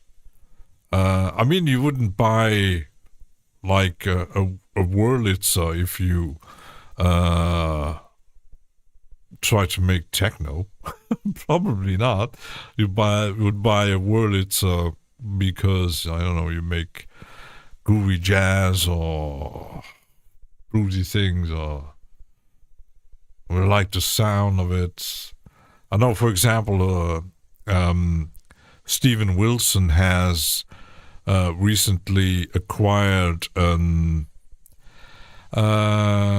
of these first sample-based instruments, the Mellotron.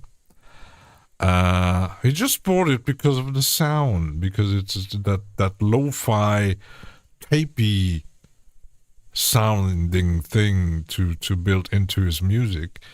So yeah, and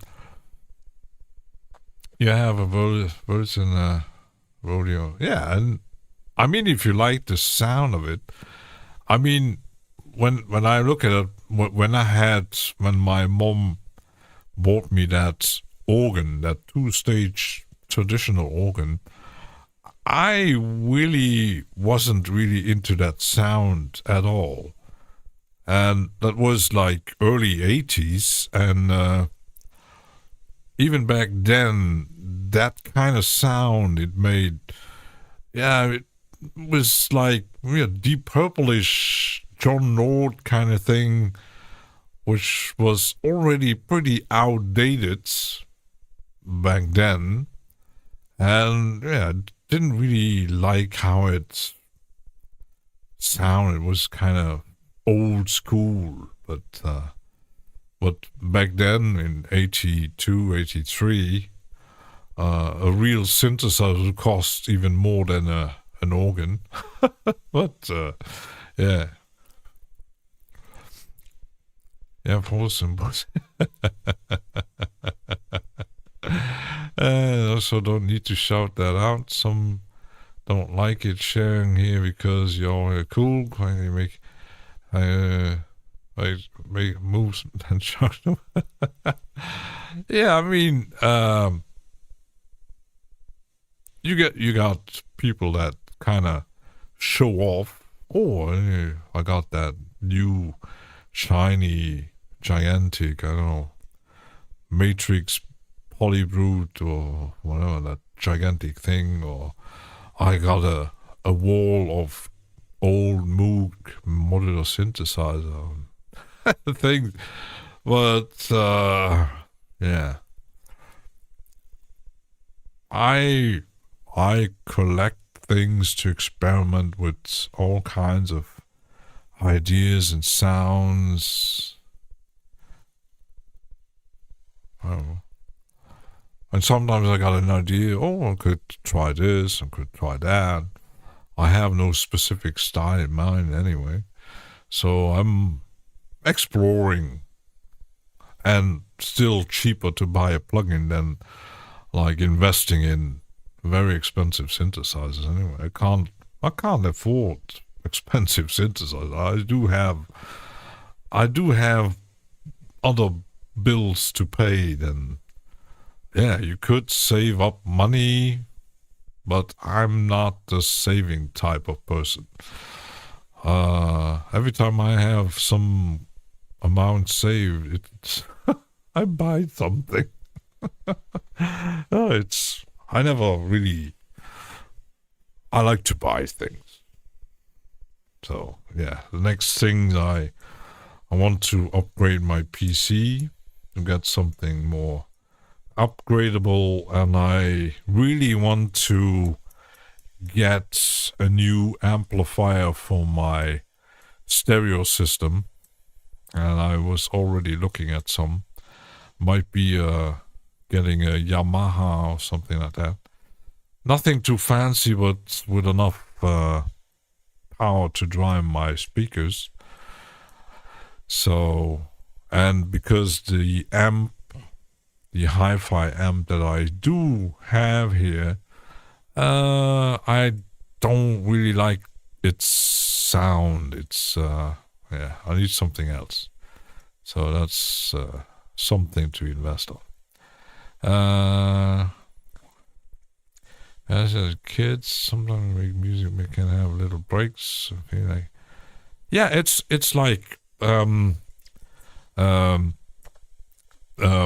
object who actually lost his muse apparently, and he just disappeared from YouTube and his Discord, and without any notice, apparently he lost the thing, his drive to, and then suddenly he appeared again, and I don't know, happens, like with any art form, it can happen.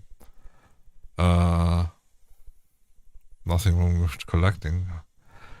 An fan, sport fanatic, bit of it all 7 years. Yeah, but it depends on what you collect.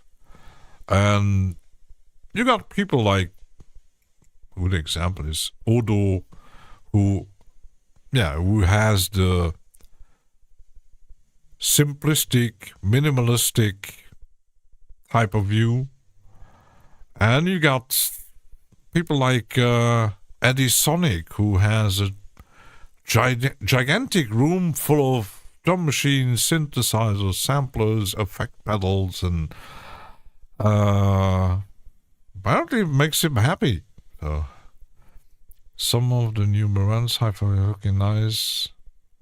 Going back, yeah, and I was looking at some Marantz or Yamaha or something, because I might actually, when I changed the amp for my new surround system, I had an Onkyo who lasted almost 20 years and still was working, except the remote was kind of failing. But then I got a Denon, which really sounds pretty good. I was using the Berlin Synth Studio. Yeah, he lives in Berlin. So. It was his coffee got me very dark coffee, or like the Italian espresso. Yeah, but you can go the minimal way, but that's for everybody to decide. Should I get like 10 synthesizers or just one sampler or drum machine? Because NAD, yeah, they still do. I was actually still because I'm still undecided. It depends on how much money I will get left. Because I got a Rotel CD player, and I was actually looking, could actually add a Rotel amp, but they're not cheap, especially if you want something with a bit more drive and power. Let's get an amp with an NAD. Yeah, I bought an NAD CD player that still sits on my mom's hi-fi system. But I did, she, at some point she contacted me. She wanted something new. She was like, I want a new hi-fi system with speakers and stuff, and see what kind of budget. And she gave me the money, and I had ordered speakers from an American brand, which I never actually tested. It sounded great, and an amplifier, but can't remember which amplifier I got. It was a small one. Made Cambridge Audio. Yeah, Cambridge Audio. I have a Blu-ray player from Cambridge Audio, which it's their only one made, and which when I bought it, which costs quite a fortune, it was very expensive, and it still works. I did some cleaning and repairing. I even managed to repair my remote, and it still works. But yeah, it doesn't do fancy HD 4K and stuff like that, but still works. So yeah, I'm still undecided which amp I'm going to, because I do like having, because I was thinking when I got my new surround system, I could also listen through that, but it doesn't sound the same as on a stereo system. Even if I hit just get me the stereo sound, it doesn't sound as powerful as a dedicated stereo system. Why I do not really get that hype for Atmos audio and surround music. That's where I'm kind of sounds. Afterlife. How you do? Charlotte is 413 students next.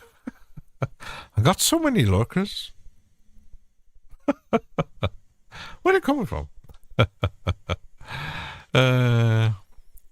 Cheers, Da Vinci. Yeah, it's a bit hard to really, because the room isn't that big, but I still have my Bose and Wilkins loudspeakers for the stereo system, because I was thinking, should I downgrade and just use a surround system and change surround stereo? But in the end, I was testing around, and I said, yeah, I might just keep the two system. You go to the Mennonites. Hero, you have to sell all your stuff if you go to the Mennonites. That's kind of a downside if you go to the Mennonites. Just monitor, yeah, just like monitor. Yeah, but monitor speakers, professional audio monitor speakers, the first time I got some, I go, wow, they sound totally different. It's totally different than hi-fi system. Totally different. Because first, the most active speakers, and they actually built not much music recording, more than 2 channels. Yeah, I even at one point I bought, I still have it, a DVD audio from Queen's A Night at the Opera, and it wasn't even very expensive. I found it in a shop which didn't really sell a lot of surround audio stuff. Can't find anything, mostly. So I bought it and said, just to test how it sounded, and I put it on. Said, interesting, but it was meant for stereo anyway.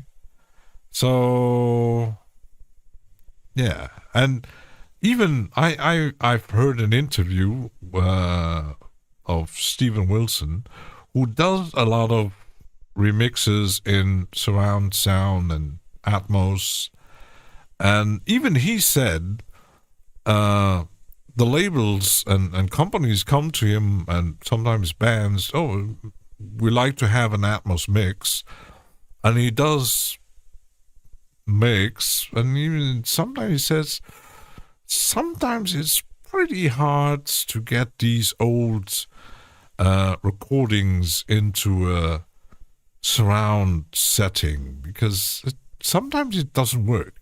And he said it happened that he actually said it doesn't work. And some music, some more, I wouldn't say modern stuff, like especially in the, I would say, ambient, where they have a lot of options to effects, but yeah, it's especially how even modern music is mixed. The hype with Atmos I don't really get, which why they actually pushing it, and I always said in cinema, in movies, especially in really big cinemas, when you watch a movie, Atmos surround works absolutely amazing. Recon!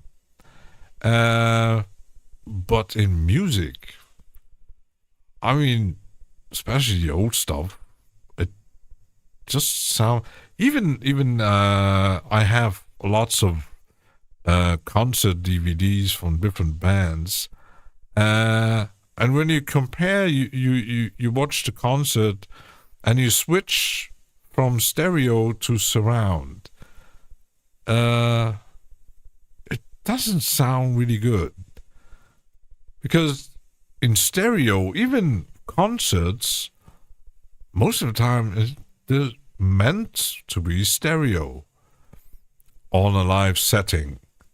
They're not made for surround. I know that Pink Floyd experimented with it, and lots of other bands experimented with quadra sound and all that. But even if you're in a big stadium, it's not surround.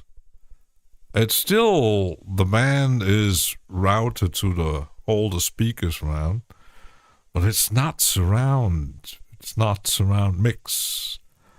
It's still the stage sound multiplied into multi-stereo kind of thing, so that everybody gets the music in their ears. But yeah, it in stereo, music still sound better. With LSD, probably sound better. Yeah, especially the 80s, the 70s stuff. Shabba! Which kind of, yeah. Probably, if you listen to old Pink Floyd. Yeah.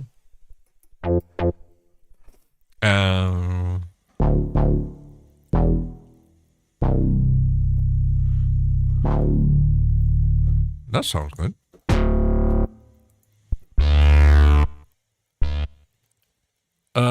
We got a toxic superhero.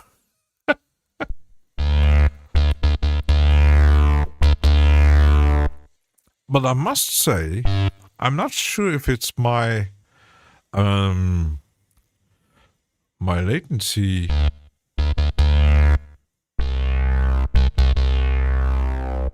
Or it's my keyboard, I don't know. Yeah, it's just a very simple MIDI control. It doesn't really react well. Let me check some. If I take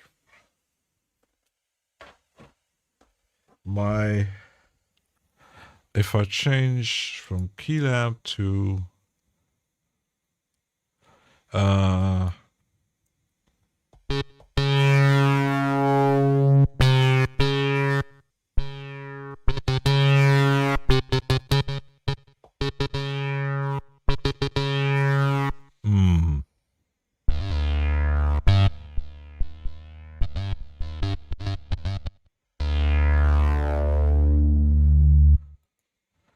if I do MPE,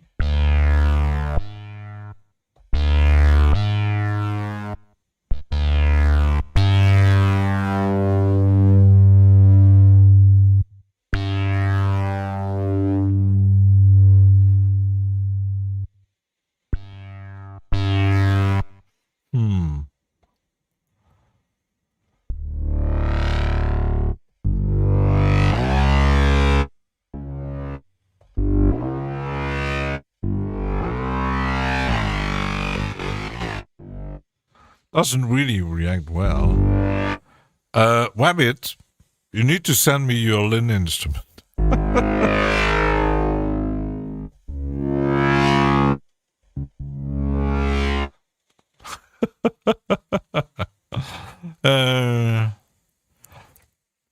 I was told it would be a face reveal. Yeah, peekaboo. Peekaboo.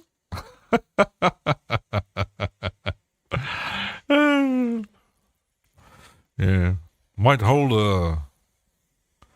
Was even saying, yeah, we could use a mask, or Wabbit said you could use a stuffed monster. So even with the novation, yeah.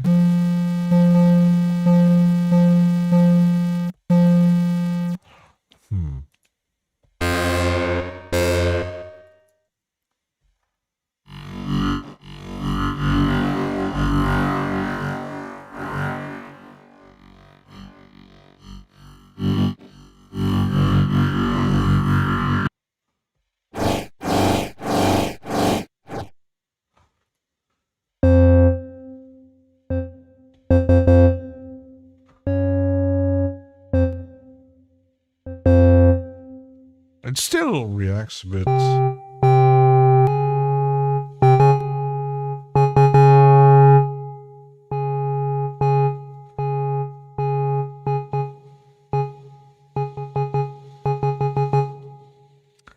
Doesn't really react well. And if I change back to, I'm not sure if it's my PC or I don't know.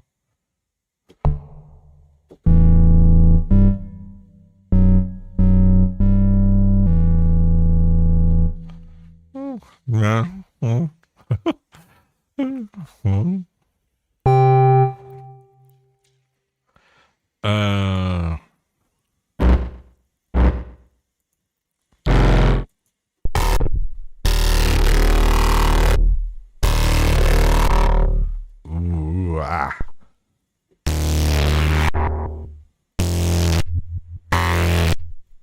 It has very odd behaviors in the modulation.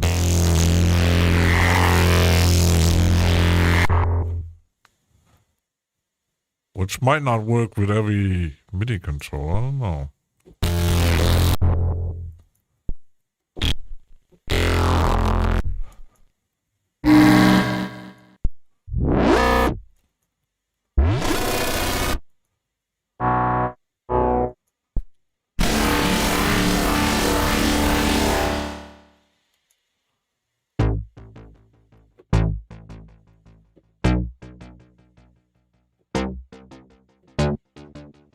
This one sounds good.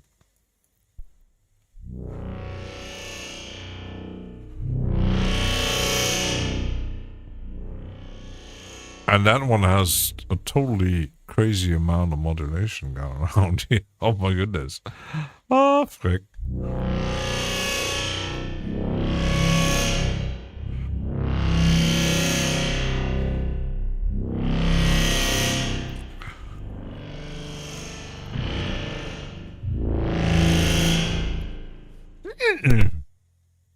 But it makes clicks when you change the preset, which is kind of annoying.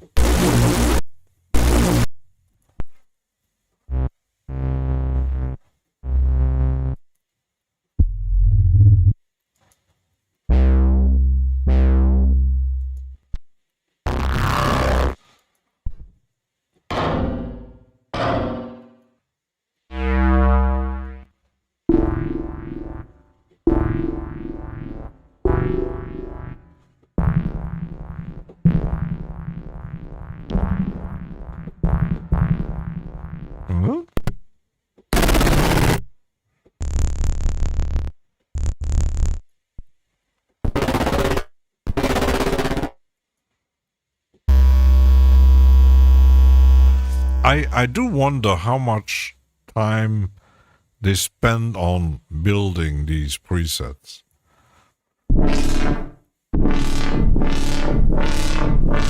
And what they do have in mind when they do this.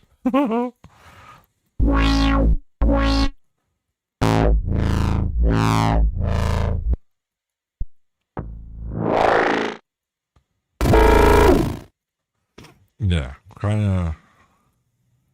So that's already... No, that's...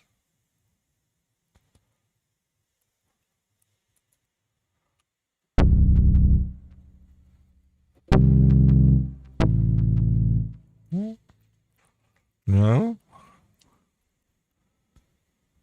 Some sequences. No?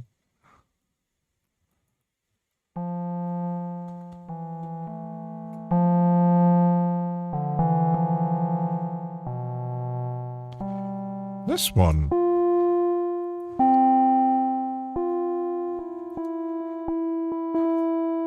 But it has a really strange reaction to velocity. Even if I...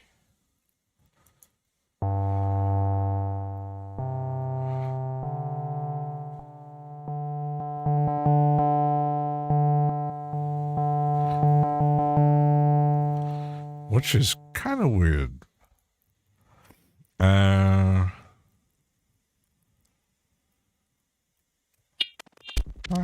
I was here.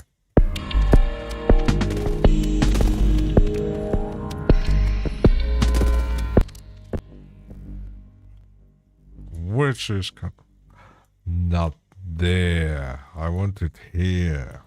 Stupid.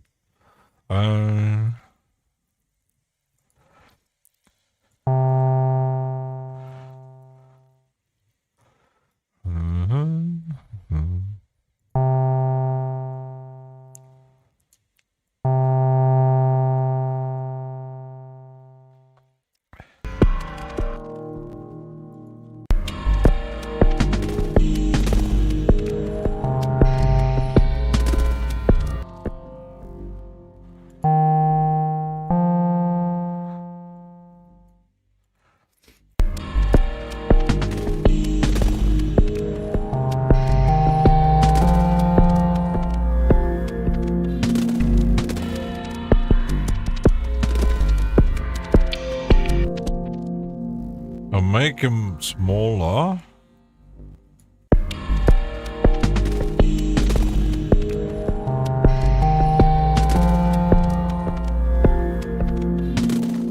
Which kind of work.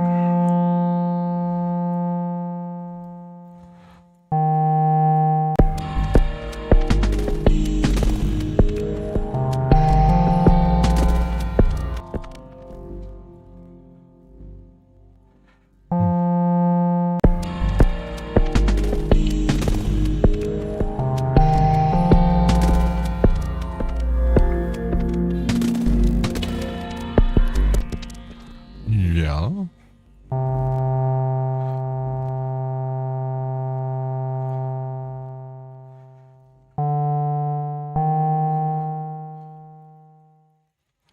Which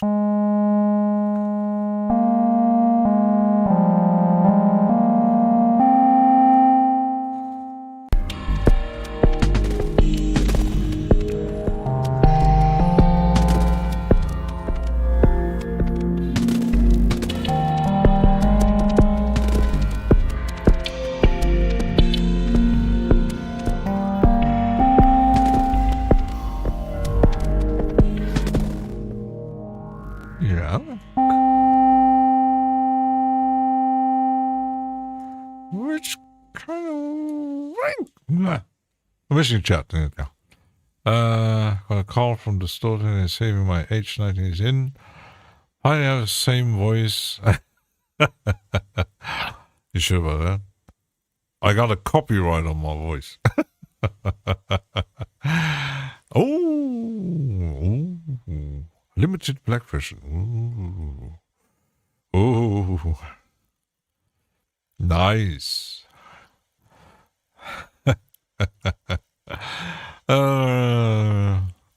Want some effects to work well on vocals. No, especially eventide. Ooh.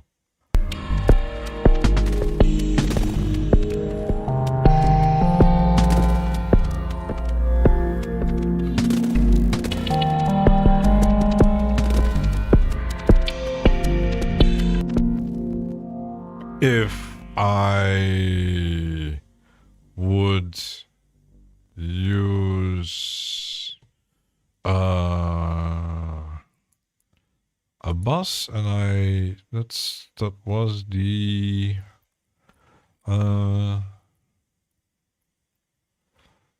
if I use the Sandman, it did have some.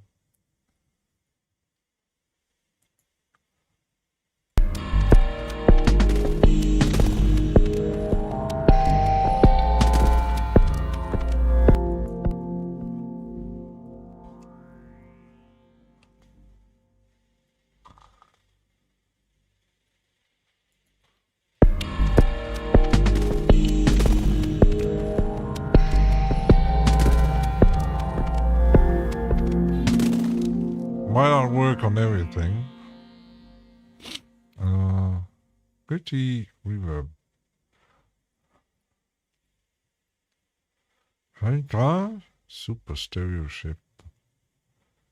Read stereo cave. Which kind of work?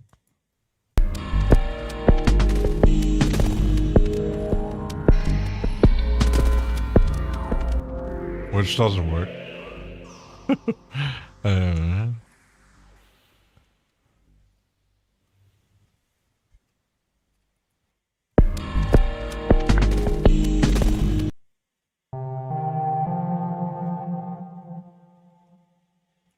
Which kind of work? Huh?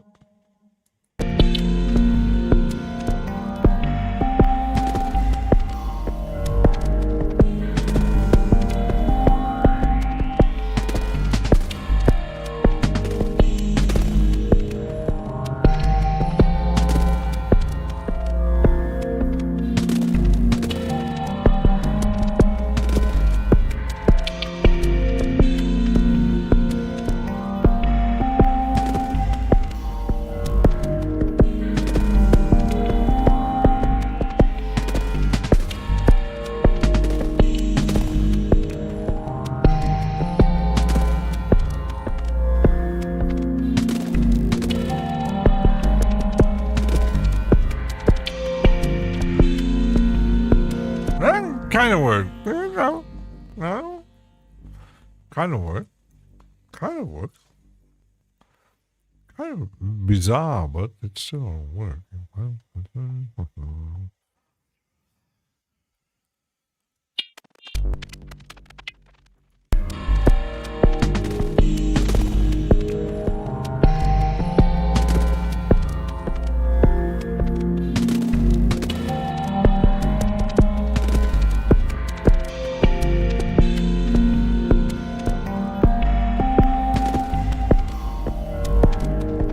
There's some lo-fi, gritty feel to it. Very interesting. Huh? But I must say, yeah, the synthesizer is a bit weird. I want to check some other pads, maybe.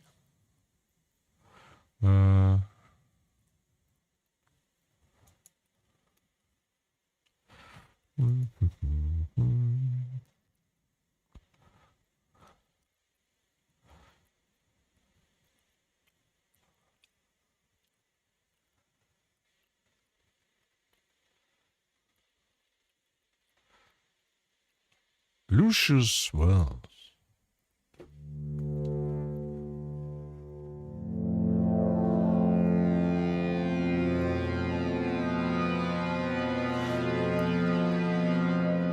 Nice.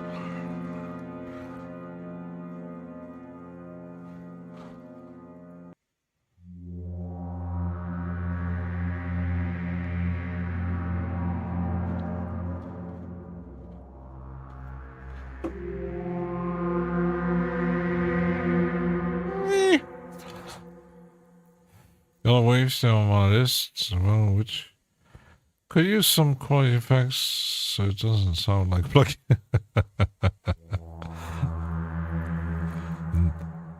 Donald, nothing sounds like a plugin.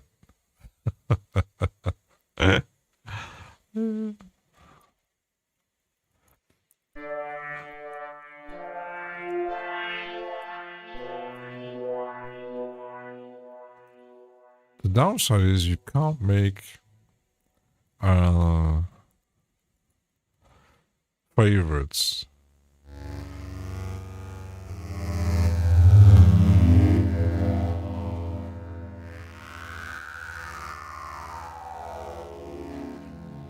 This might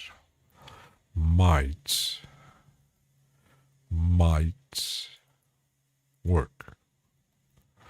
Let's see. Well, test it.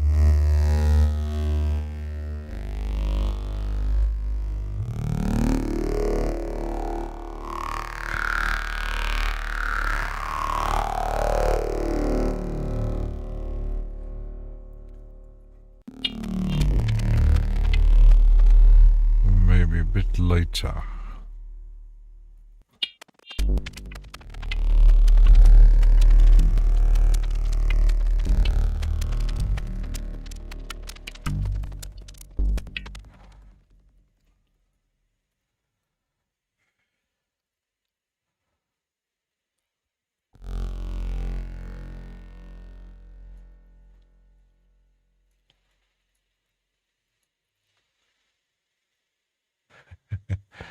Uh,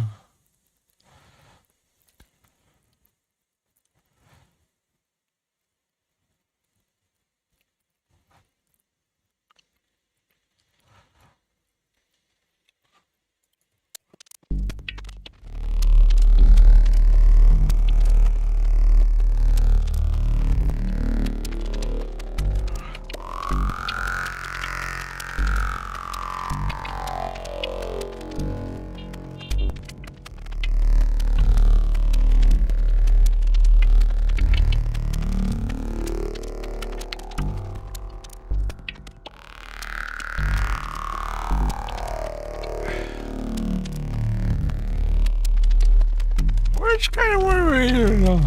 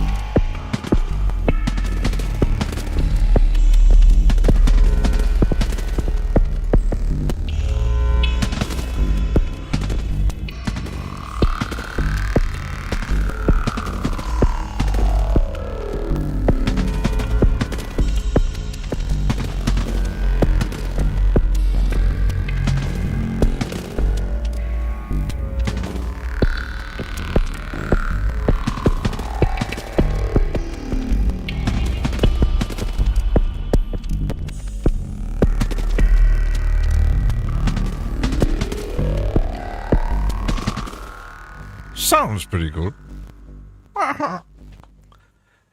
Sounds pretty cool. I'm slowly getting the. I would like to, if they would make more instruments instead of just make an album with all these. I could make 3. That's still like 40 tracks to. Yeah, I'm kind of trying to build it more slowly and including also different brands of plugins to test around.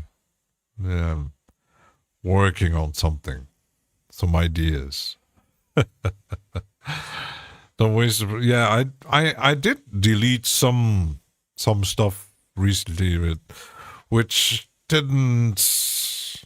Yeah, something got stuff. I know that some people just save it and leave it lying around and go back like years later. If I don't, maybe at the beginning, oh, it sounds nice, could be something. Then I re-listen to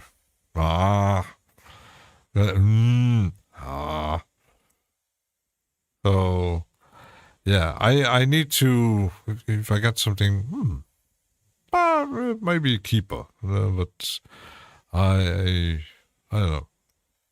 I'm very weird. But it's like that. When they said, yeah, you couldn't finish the tracks, and then someone says, "Wait, I do have some stuff. Like I got like 200 8-bar loops." There are people around like that. I don't know. They just make. But it depends if you depends on the music you make. That might be enough to build around, because my problem is that I didn't learn any music theory. I did a bit, but that's like over 40 years ago. I didn't learn arranging, composition. I just go, oh, it sounds nice, sounds interesting. I'm just experimenting around. I'm not trying to make a hit anyway. But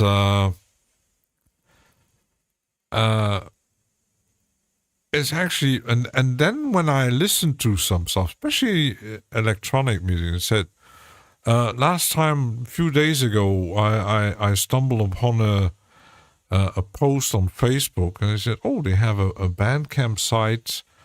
And I click on the link and listen to it. And I said, it sounded very like something out of the 80s. Like these strange, odd, early 80s wave bands, kind of thing like that. Like it sounded like they used, I don't know if they used plugins, modular, or synthesis, or hardware synthesizers. I don't know what they used, but it really sounded old drum machines, kind of thing. Very, very 80s sounding, even though the guys were very young, but they had that certain typical early 80s synth sounds and drum machines, which was kind of, and it sounded very, it was built very minimalistic kind of thing. It was not much, a few synths, a drum machine, a few effects, and then some vocals on it, and that's pretty much it. So I think we all have that problem, hundreds of 1-2 minute unfinished projects. But you may pick up one or two. Yeah, it's not, and especially if you make your own music, it's someone actually said we are our worst critics and that's why some say just put it out. Because when I was listening to that stuff from that project, I said, yeah, it sounds very not ready. If you would make it your own, he said, yeah, it's not much going on. It's very simplistic, but they still made an album out of it. So, but yeah, it's not easy to make the decision. Yeah, now, and the problem is also you got all these influences.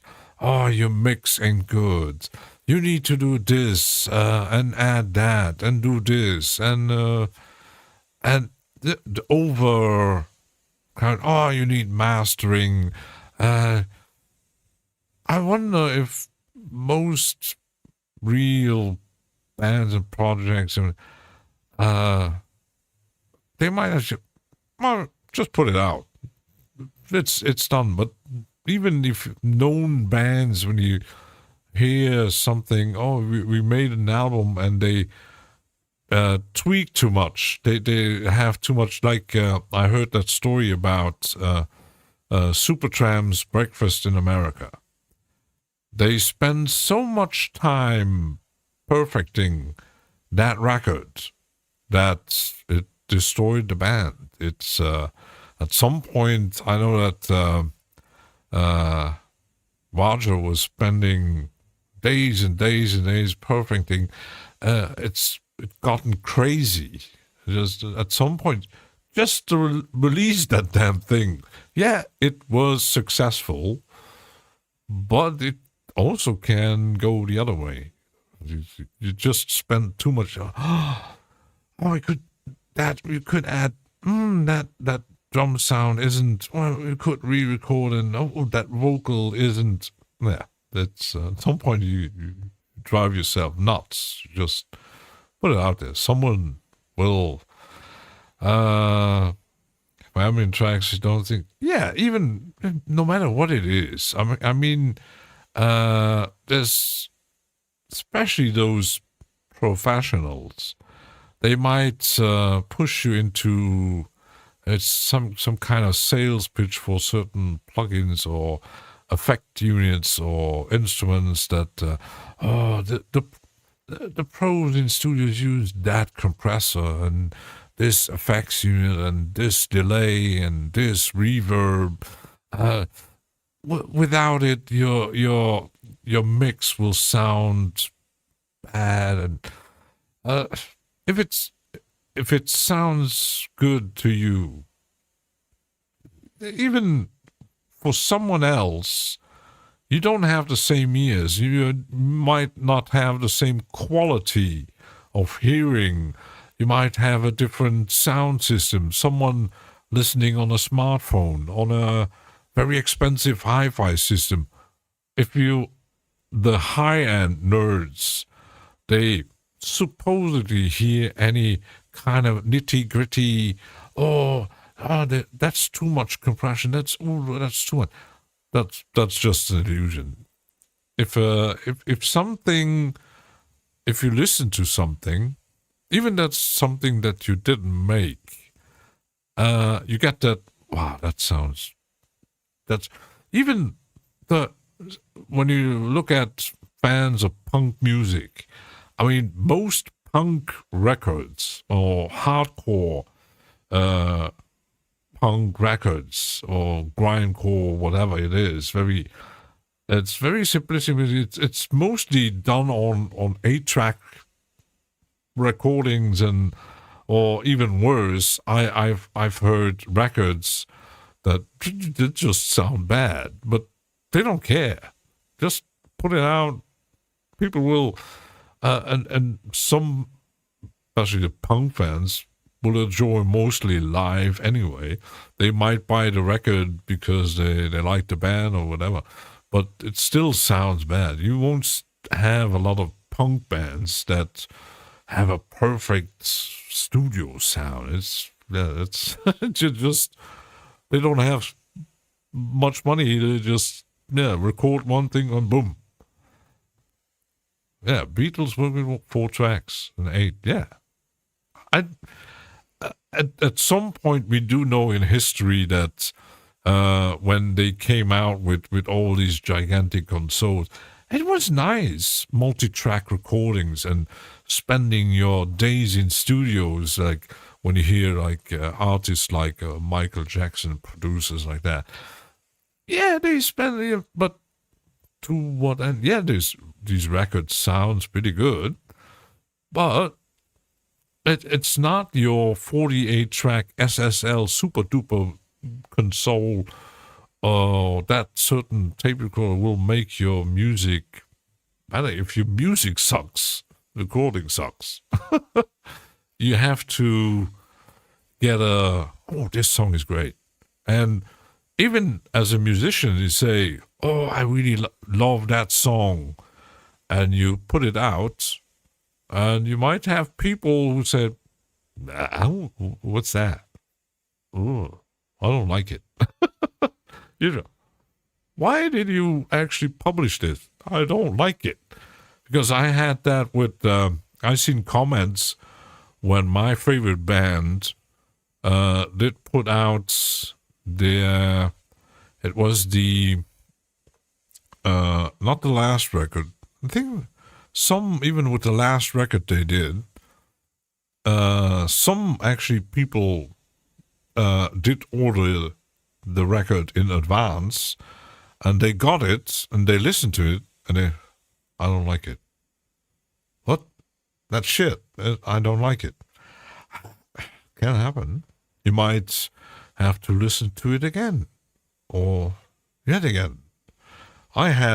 Sometimes I had records that at the first the first time I heard the Carriers of Steel from Rush, I wasn't convinced. We go,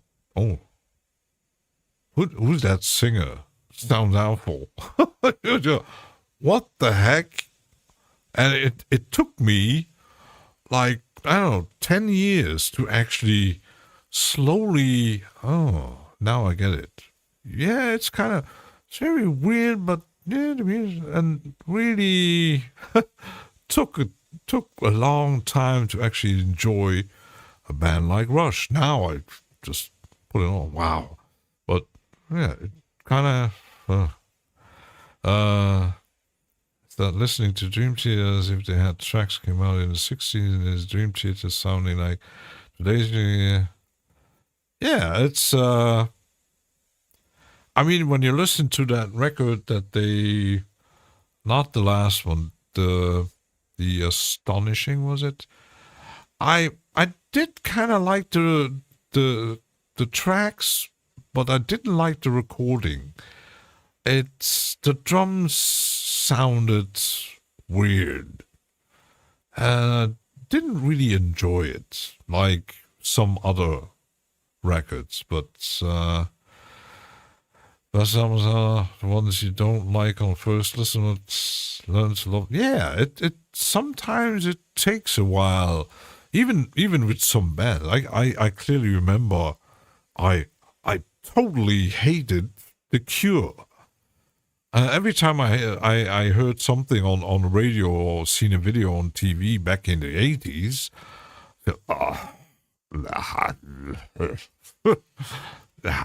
no. Nah. It took me years to actually. I started to enjoy them when I bought. They published like a box set with all the albums in a just simple cardboard sleeve. It was nothing fancy, but you had all the records they did put out. Sadly, I didn't keep it, but then I listened to it and slowly. Now, okay. And then I slowly enjoyed it. And like with everything, sometimes it's, it takes a while. And yeah, Robert Smith's voice. And it's like Geddy Lee's voice. Or I still don't like, it wasn't like a big band. They had Pavlov's Dog. Every time I hear that they had one hit, Julia. Every time I hear that song, Next. That voice gets me like, shivers. Yeah. She's like, who put that guy in the fridge? Yeah. They said, oh my goodness, what happened to you? But yeah. And some voices do work, and sometimes you got maybe a combination of musicians that doesn't really work out, or it's, yeah. And you got, even with my favorite bands, I know that there are fans who totally into the early versions, like with the Singer Fish, where, yeah, they were more progressive, more melodic, and stuff like that. And these fans still enjoy that.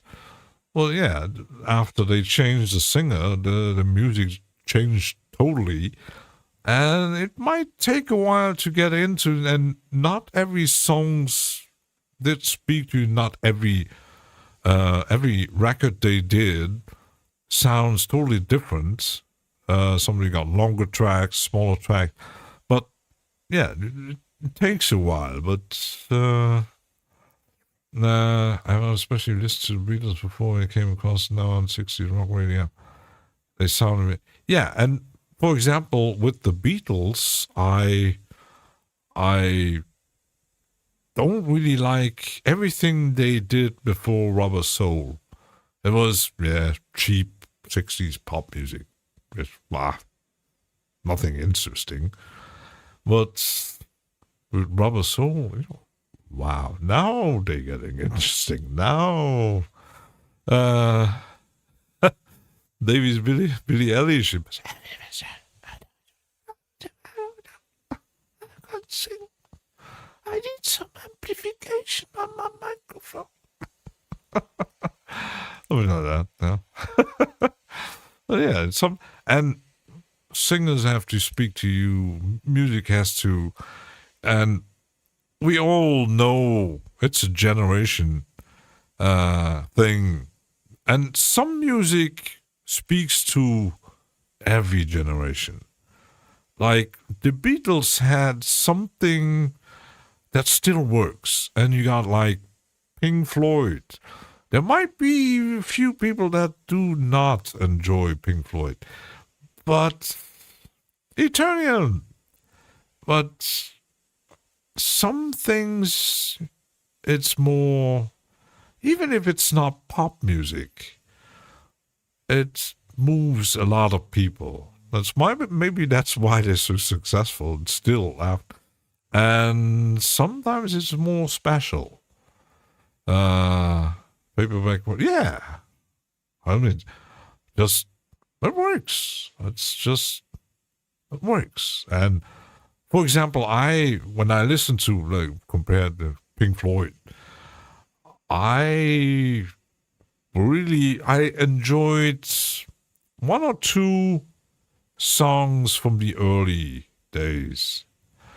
I did like Astronomy Domine and Setting the Controls for the Heart of a Song. That's something, wow. But the early things they did with the sadly passed away, that's something, that more psychedelic thing. No.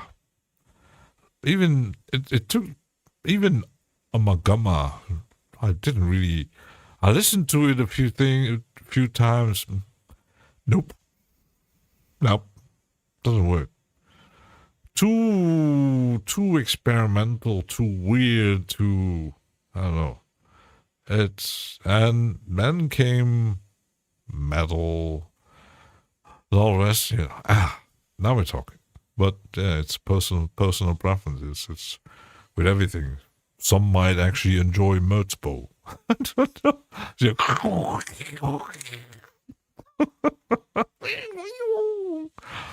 Oh, cool music. Some might even enjoy, I don't know, Sun O.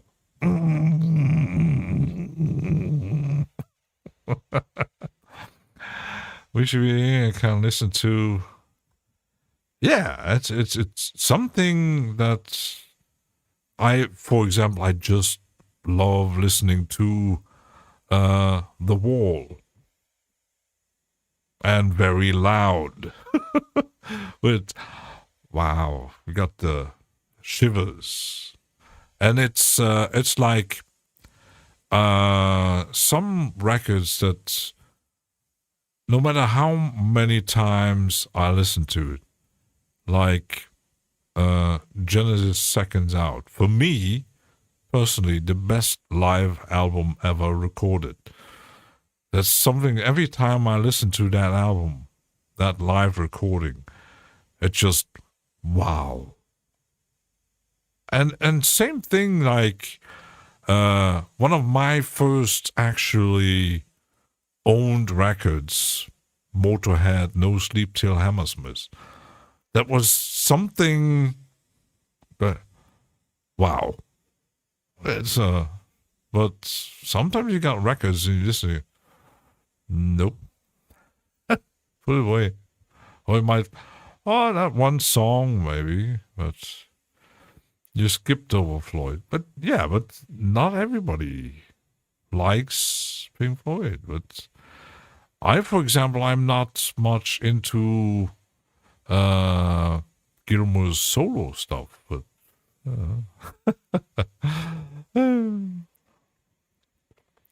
sometimes when you sit down and enjoy a band, you don't put in times. Yeah, but for me, for example, it all depends on the mood. For example, I could be in the mood like today. I was kind of pissed. If I wouldn't have the stream, maybe I would put on some Slayer. I don't know.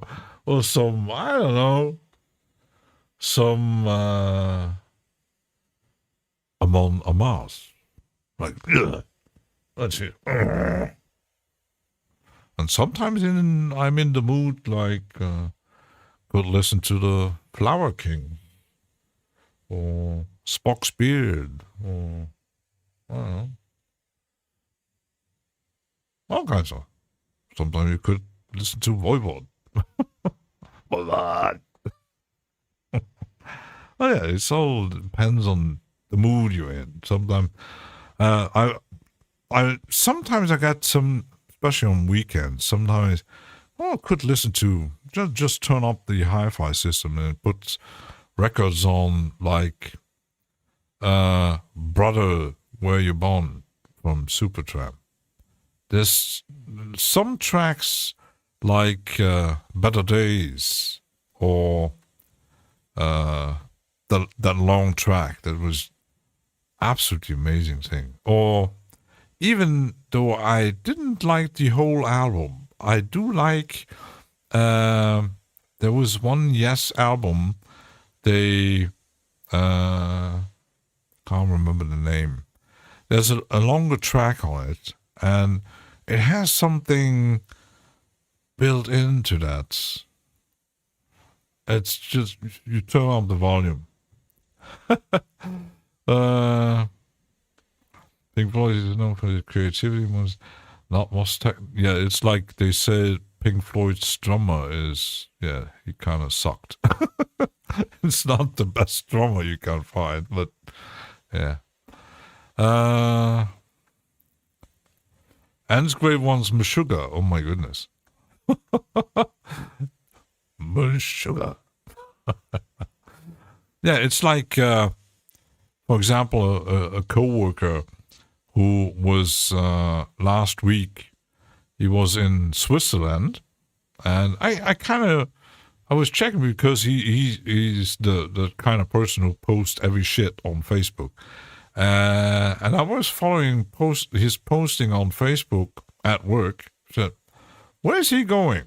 And he said, oh, Switzerland, okay. Then I was talking to the other one, the other girl, said, I think I know where he's going. And I was checking the site of the band, and they said, yeah, Friday, concert in Switzerland. They had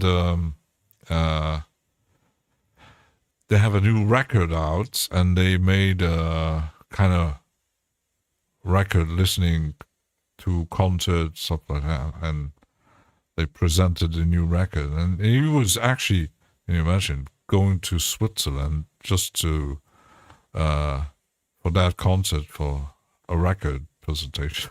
Kind of, and it's a band I just knew by name because I really never really liked them. It's Corona from Switzerland. It's something I had one CD when it's, and I put it on, even in my metal days. You go, nope, no, It was something was off. No. So, the guitar with Stevie Ray Vaughan, John Frusciante,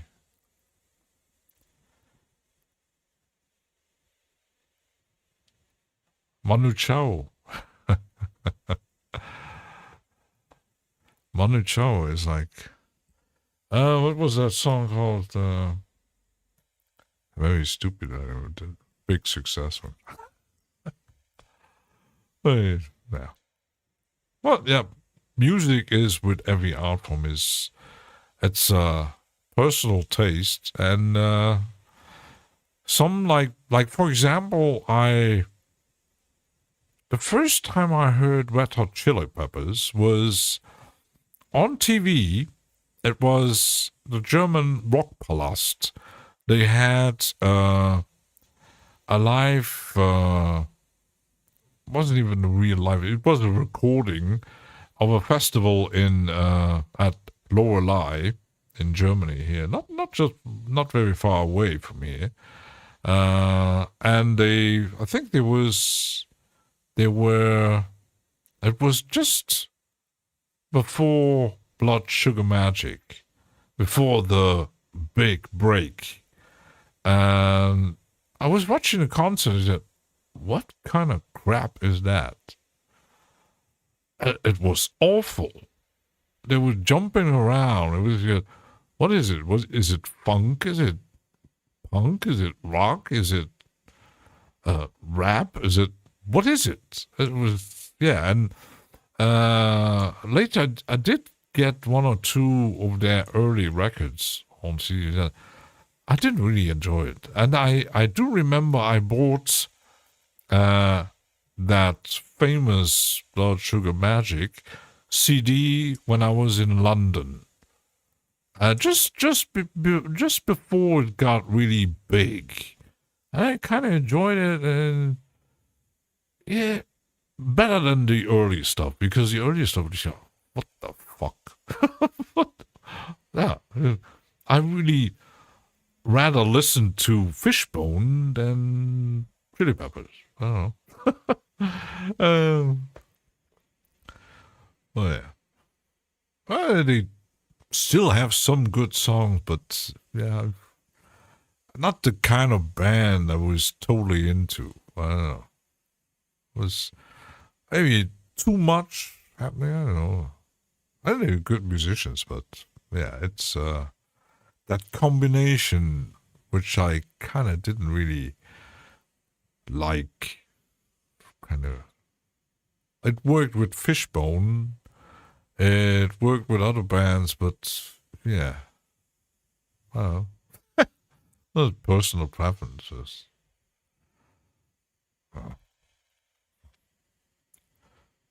Well, I talk a lot, but didn't make me sing a lot.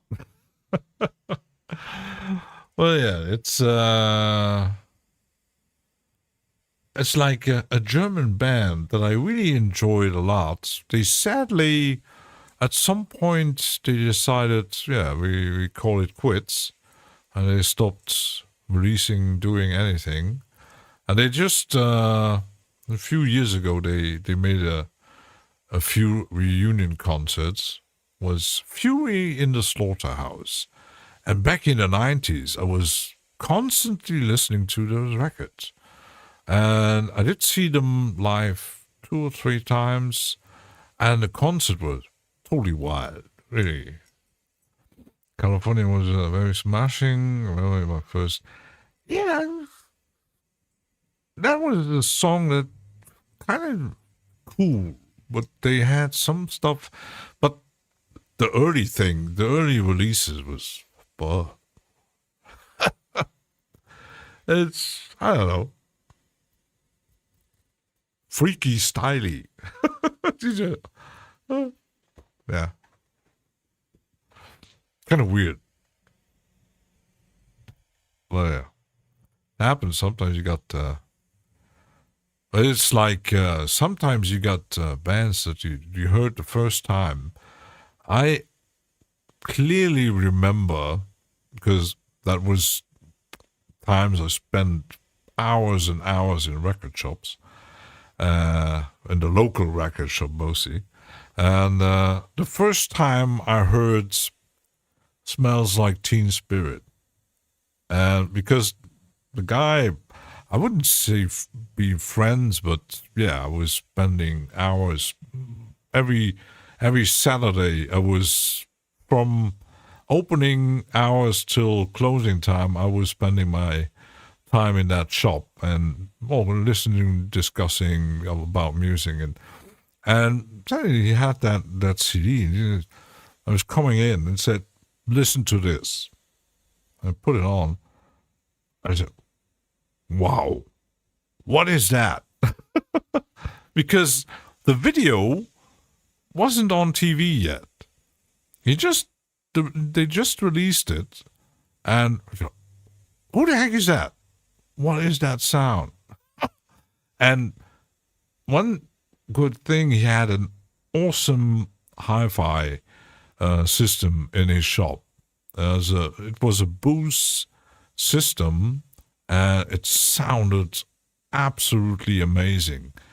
Really well calibrated and stuff. It absolutely, and put that on. And the same happened with plenty of other stuff. And put it on. Who's that? What is that?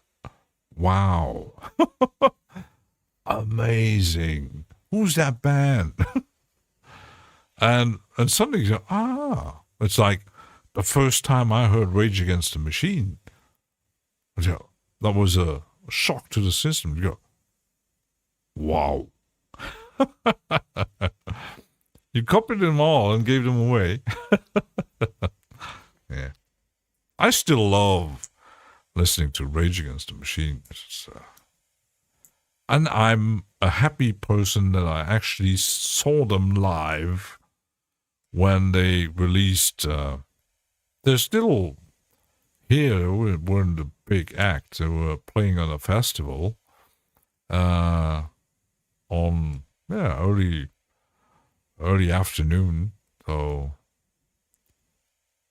first Arctic Monkeys. Yeah, that's for example, that's a band I just know by name, but I my micro connection. Yeah, but I think you always get personal preferences for bands that really that you really go into, and mine is, though I listen to all kinds of stuff, all kinds of different styles, and rock and pop and electronic and all kinds of weird and normal and melodic, non-melodic, crazy. It's still that Van Marillion. It's something, yeah, I enjoy it, but I just love listening to Genesis. The mostly the old stuff. I was back then as a teenager, just love and the old Yes stuff and everything prog rock, and it's so wow. That's ooh, give me more. That's why I do enjoy more even modern rock stuff like the Flower Kings. First time I heard it was the second album. I didn't know that because Roy Stoll made the first Flower King album was his a solo record he made, and he called it The Flower King. And I didn't know that, and I just, when he actually created the band, I said, wow, that stuff, that I really, wow, give me more. So, and I was actually, when they made the project with Peter Rovers, Mike Portnoy, and Neil Morse, I said, wow, that's a super group. Well, that's not everybody's cup of tea. It's traditional prog rock, which in the 70s kind of thing, a mixture of mostly Genesis and early Genesis and Yes, long tracks, lots of movements, lots of time signatures. Absolutely amazing. Don't even have a turntable here. A new turntable, Donna. I have two. But I actually don't listen to that lot of music anymore. It's which I did years, a lot of music. Since they took out CDs in a car, was kind of just put on a radio. I don't even put, when I drive, most of the time I don't even put on the phone to listen to some, I don't know, streaming. I don't. And at home, it still happens that, like, for example, I actually bought that solo record from Meridian's keyboardist Mark Kelly. I finally got to the point, it's time to actually order it. I did want to have the vinyl, but it was not available anymore on Amazon. But I'll just get the CD. I put it in my collection. I didn't even listen to it. Just, it comes a time when I'd like to sample more. I got to, You might need to get on secondhand, like secondhand shops and record fairs, stuff like that. That's find the crazy jazz record to sample. There's a time and a place. So I'm going to keep the track, and I will make a version 3. And we will explore something probably tomorrow. I have to set it up. And I might experiment a bit with some new stuff that I grab. Because, it's not finished yet.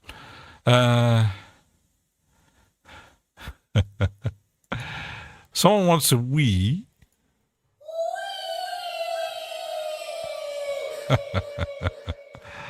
So, wrapping it up.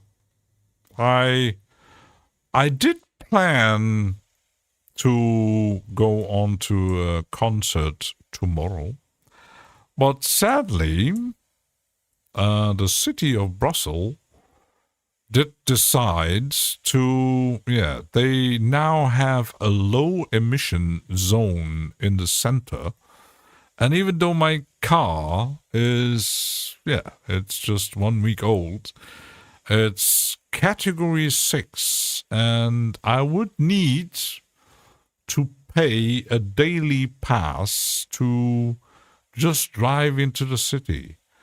And I said, you know what? Fuck you.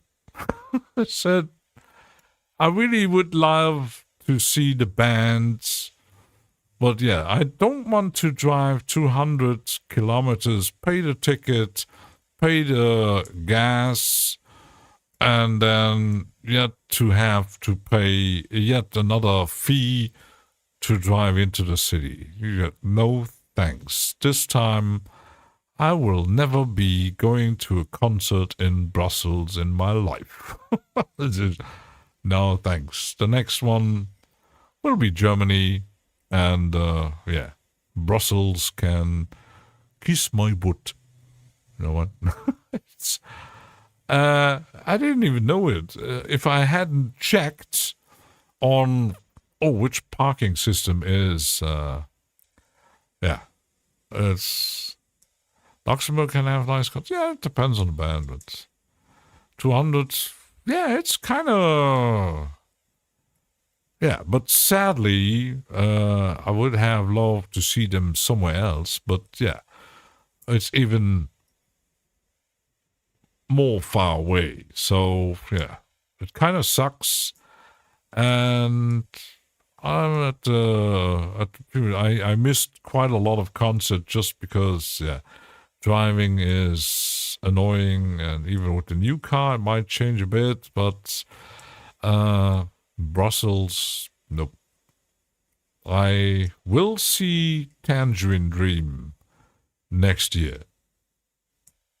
I will be wearing a mask. No, probably not. That's my ugly face. Super Boost. Berlin is far away. I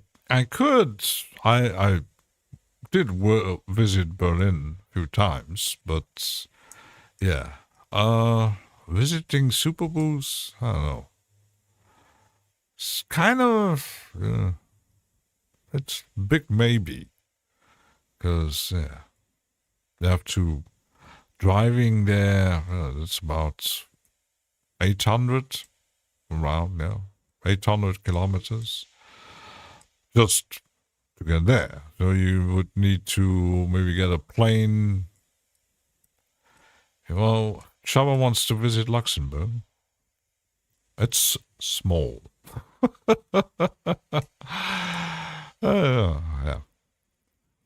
Maybe I love Berlin, but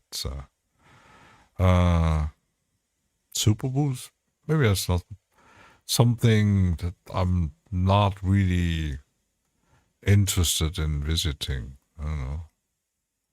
But I'm getting old. I think someone's going to give me 3-day tickets for Super Boost.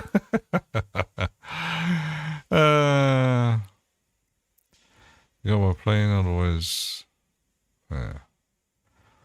6, or even longer than 6. I did drive, like that was in 1994. I did drive to Leipzig, which is, it's almost 700 kilometers. Well, that's, it was for the for festival, but I was 23 years old. Now I'm 55, so I'm too old for these kind of adventures. But I'm looking forward, actually, because I had a ticket for in December in Germany, a concert with the guitarist of Marillion and the keyboardist of Tangerine Dream, Thomas Quetchning. Because they made an album together and they planned a tour. A few cities, and the closest one was actually in like 200-300 kilometers away from me. And I get the ticket, and sadly they decided to cancel the tour. I said, shit. Yeah. So, and then I saw the announcement that Tangerine Dream will play in not too far away next year on an open air in a small, little nice cozy town in the near Stuttgart. And I said, yeah, for €50, that might be an idea. So, wouldn't say no for classical or something. A cool one. I'm not really classical now. Nah, not classical. Well, give me. I did see Herbie Hancock jazz. That was very enjoyable. I do love Herbie Hancock, but classical, nah. Mm-mm. No, that's not my thing. I would be bored to death. Totally wouldn't fit in there. I don't know. You're curious about now. I have no clue about classical music. That's my big problem. I know a few names, but the live, yeah, but it must be very good theater. So I know my mom is North Sea Jazz Festival in Rotterdam. Yeah, but it depends on the jazz. I'm very picky when it comes to jazz. But, yeah, so let's wrap it up and continue tomorrow, same time. Let's see what we're going to come up with. I still didn't use all my pick. I might need to render out because it's starting to lag. So, thanks for watching and hearing me babble again. And see you very soon again. Whee!